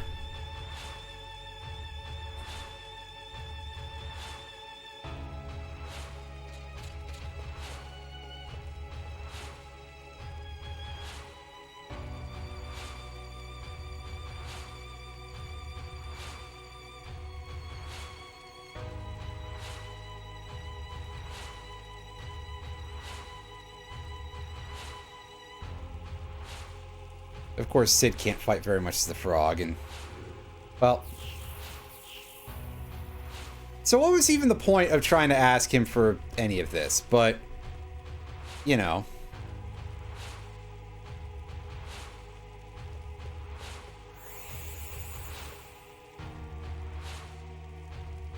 I was gonna say chase him, but... no, I guess not. We should have invested in a boat that had guns on it, but I digress.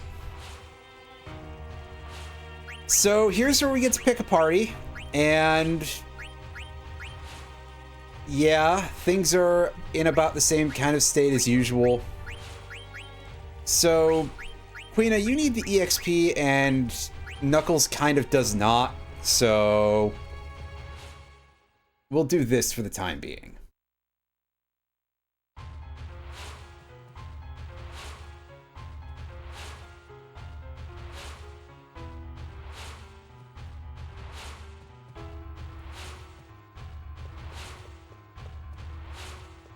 And yeah, back out we go, I guess.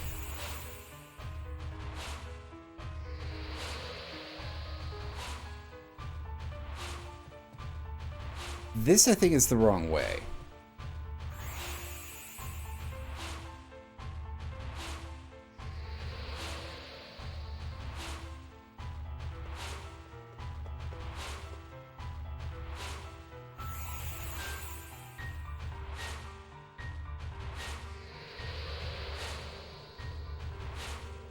Alright, well, for now, we're going back to dealing with this.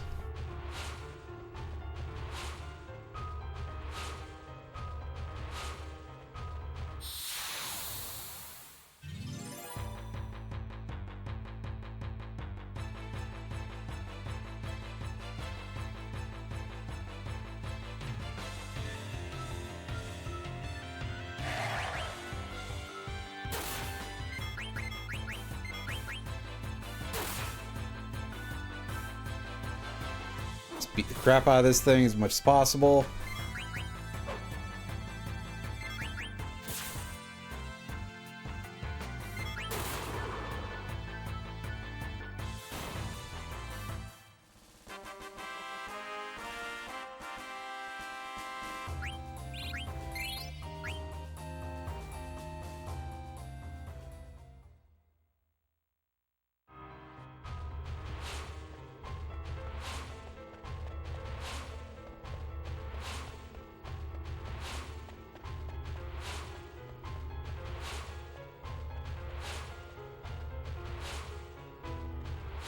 It's not up here. We gotta go to the actual exit of the place, so yeah.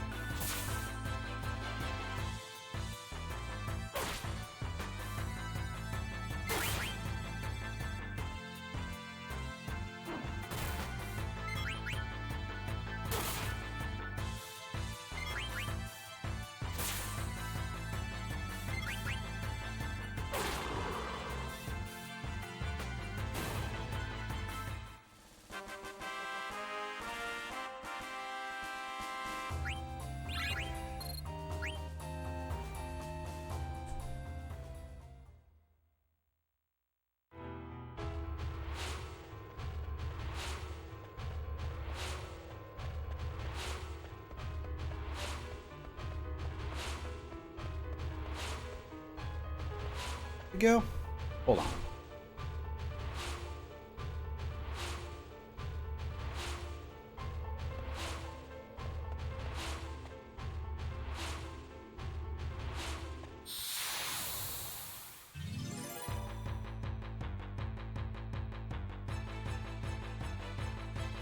Yeah, this is another like little bit of pixel hunt. There's a lot of that here, isn't there? At least there has been this session compared to, like, anywhere else. Sheesh.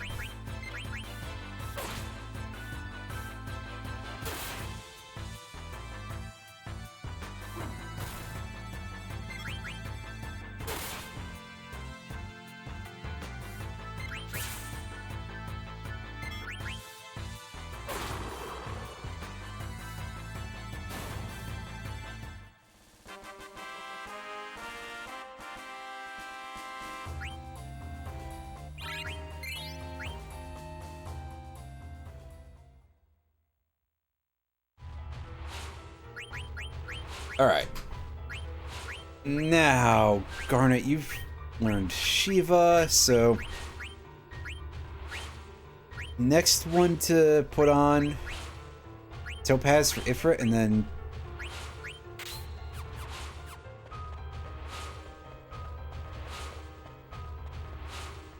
Odin? That, Alright. Where's the thing I'm supposed to do this with? Come on.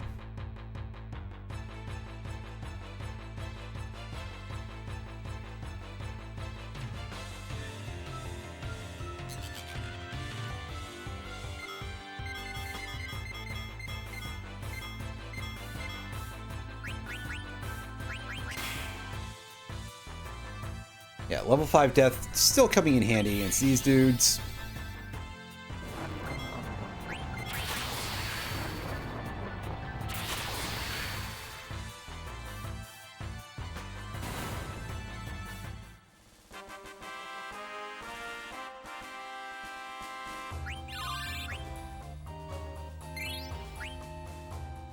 Hey, neat, we got another topaz. That's helpful.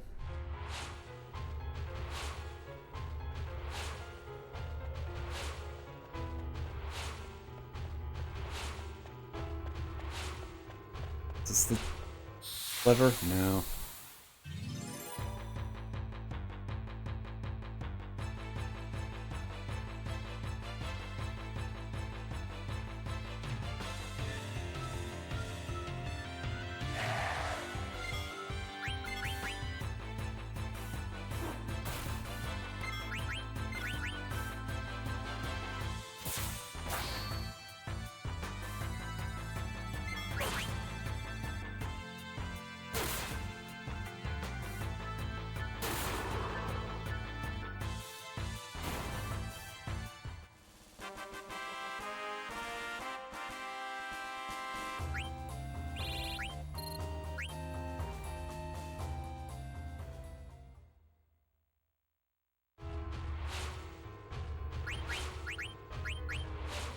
Oh yeah, that's not what we're...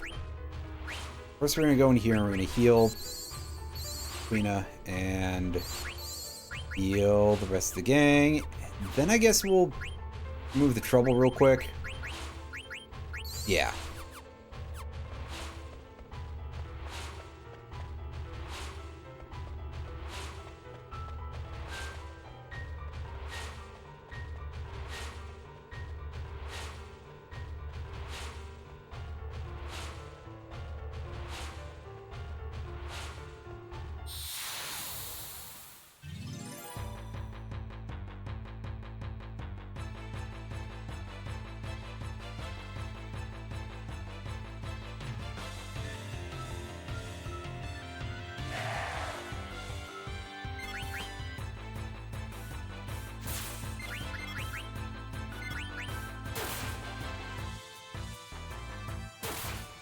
It's a shame there's just a bunch of these dudes, because I would probably love to just skip more of these fights with level 5 death, but unfortunately the ogre is like the most common enemy here.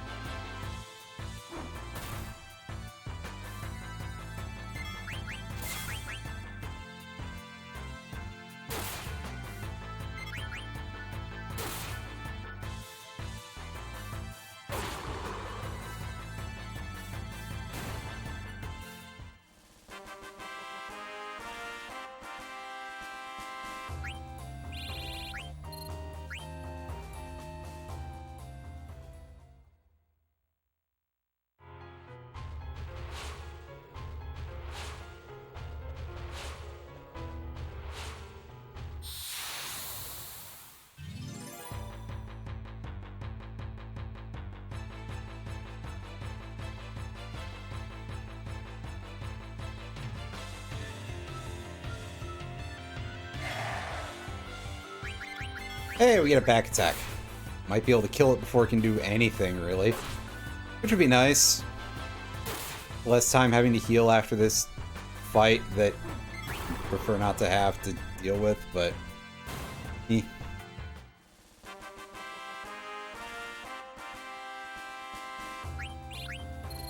Again, the game seems to be not very forthcoming with letting me actually find the thing that I'm trying to do here. And I know I'm in the right place, it's just... Right? Yeah, because it's the airship dock.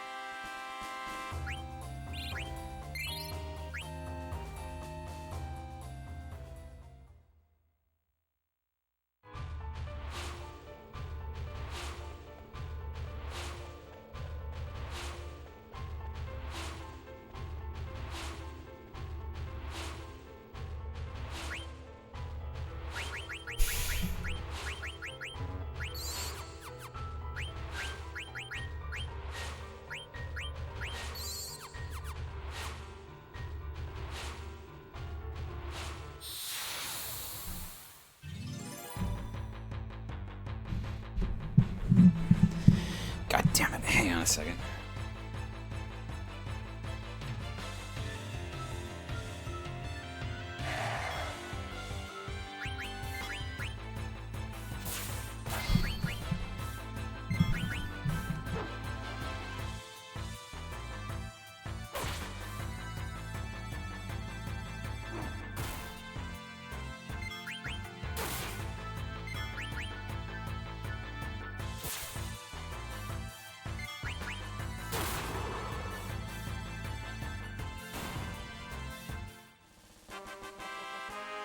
Wow, that early, huh?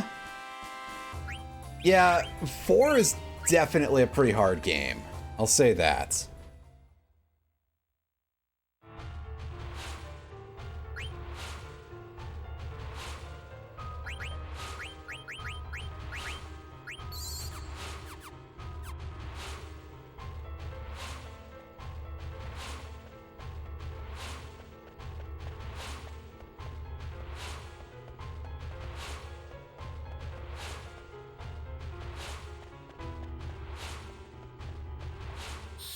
Seriously, where the fuck is this goddamn thing I'm supposed to find?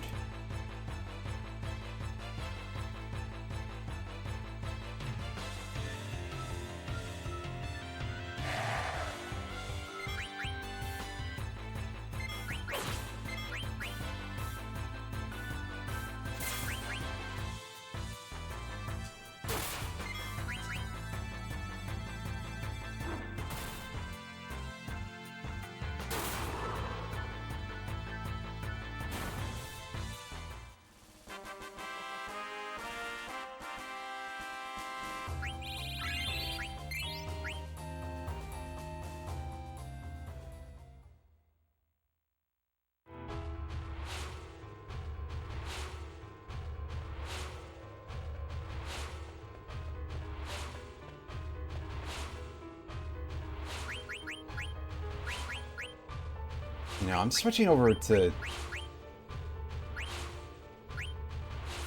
Oh, I'm already in... Fuck.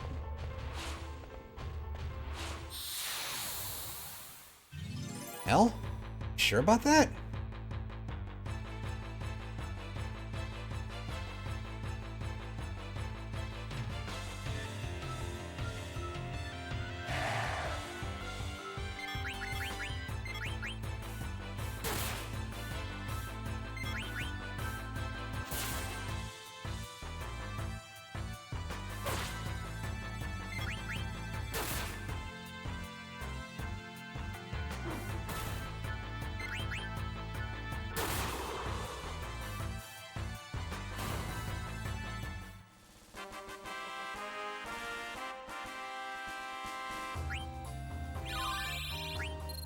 Oh, Garnet got Ifrit because we spent so long goofing off with just trying to do this.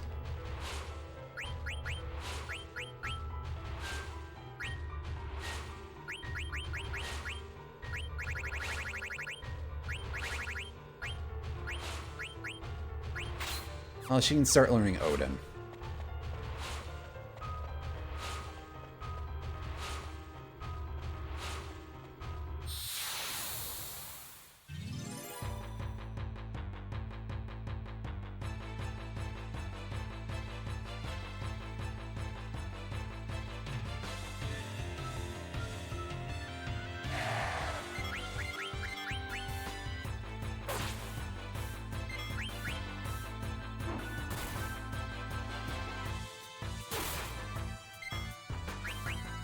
I did something, I don't know.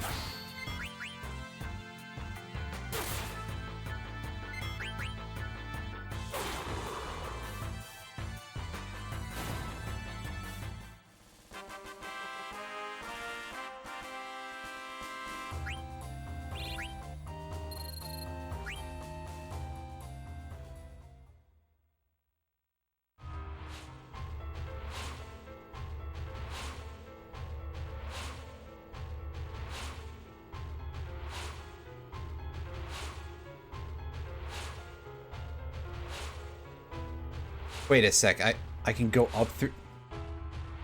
Huh? I thought maybe I didn't even try to do that. Oh well.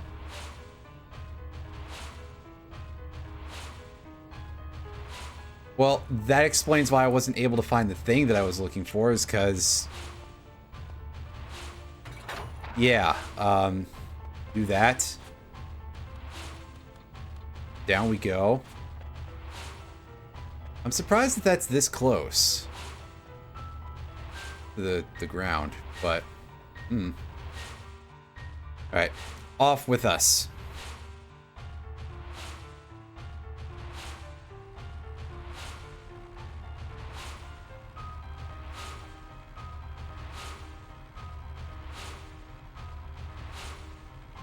Oh, there's our cutscene. Oh, this thing going across the... everything here.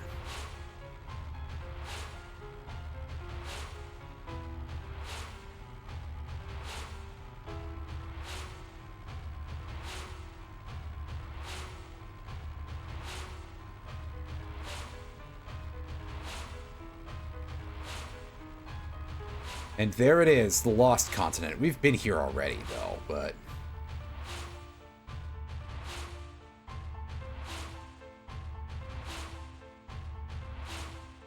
I digress.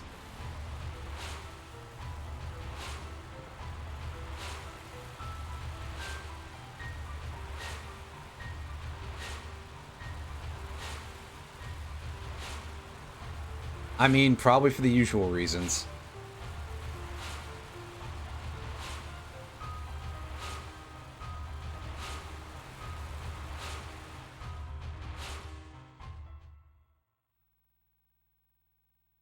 Alright, well, Garnet, you still have some stuff to do, but also you're not, like, super effective right now, but we'll just keep going. The main reason why is because I haven't had a good stopping point for a very long amount of time. We're going to get to one in a couple of minutes here, but... so basically, because I went and I did Yver, and right after that is the Desert Palace. And that was not super complicated, but was a little bit, and it took like half an hour. And then it took me that long to figure out, oh hey, yeah, there's another screen you can go to. But yeah, so our next plot point involves going here to Estagaza, but we're just coming here to shop, really. We're gonna see some cutscenes. And... yeah.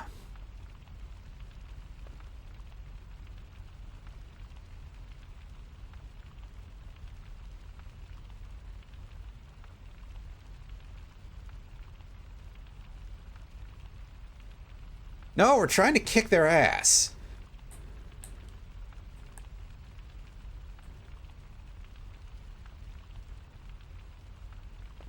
Shimmering Island.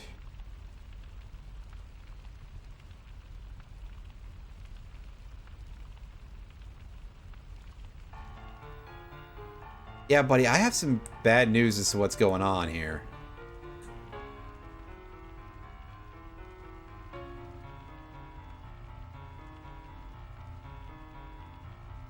Volcano, huh?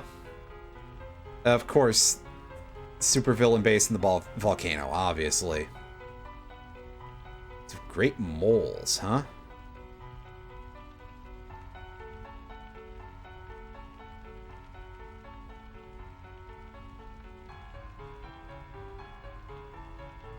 Oh, I'm surprised Kuja didn't even punch that guy in the face, because he seems like the kind of guy who would.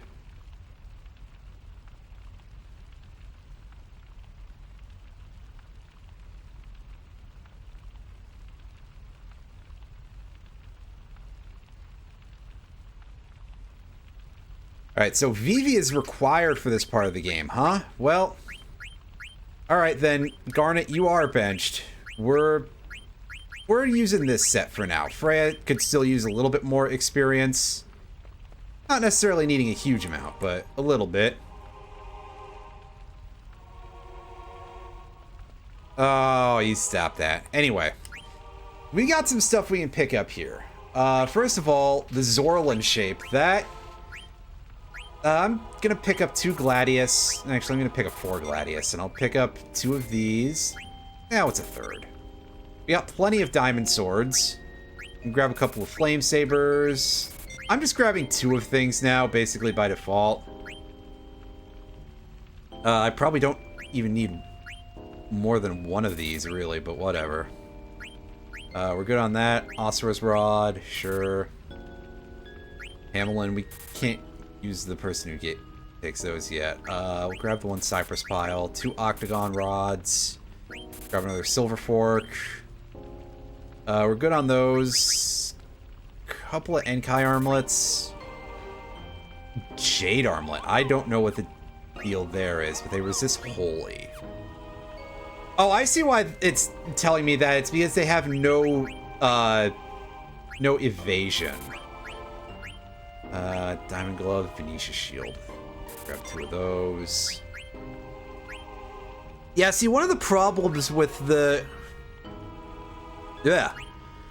The sheer amount of, like, stats that are affected by some of these... things get a little bit funny with some of that, so...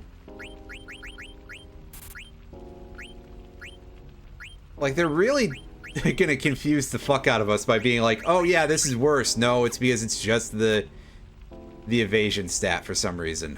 That's quite bonkers. Okay, so the Zorlin shape is actually not useful for us at this moment, but I'm holding on to it for crafting purposes later, because surely it will be good for that, right? They usually are. Red Hat is defense-oriented option, I guess. We'll take the Green Beret for that, though. Jade Armlet, like, yeah, it tanks our evasion, but it gives us good magic defense and magic evasion, so... The game is just like, hey, we're gonna be really confusing about this. And I just have to kind of sit there and be like, but why, though? And never get a response. The Enkai Armlet is their choice. Here, we can replace that with Power Vest. And yeah, we didn't get new add-ons, so that's fine. Power Vest doesn't give you anything. Still good with this. Red Hat maybe later. Replace the Cypress Pile with the Octagon Rod. Yeah, see, that's pretty nice. It increases our water damage, which is neat. But also it teaches us our level 3 spells. Elemental spells, so that's pretty good.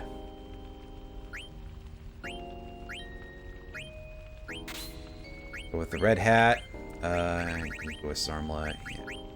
So let's do that for the Enkai Armlets. The Survival Vest, Magician Robe? Yeah, we'll take the Magician Robe.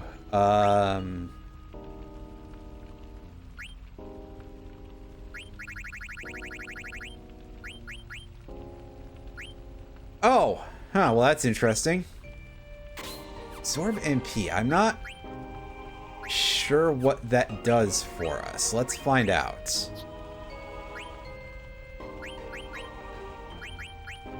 Oh. Absorbs MP used by enemy. Oh, well, let's take that actually, just because. Just in case if Queen is going to continue to be slow as hell,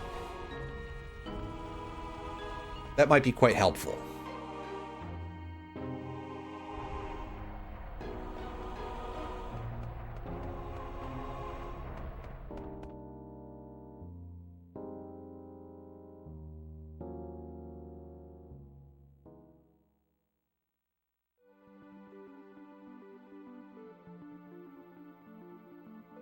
Yeah, it might be a good idea to wait on that. Anyway, a whole hour of me basically screwing around at the end of the Desert Palace later. Let's finally save.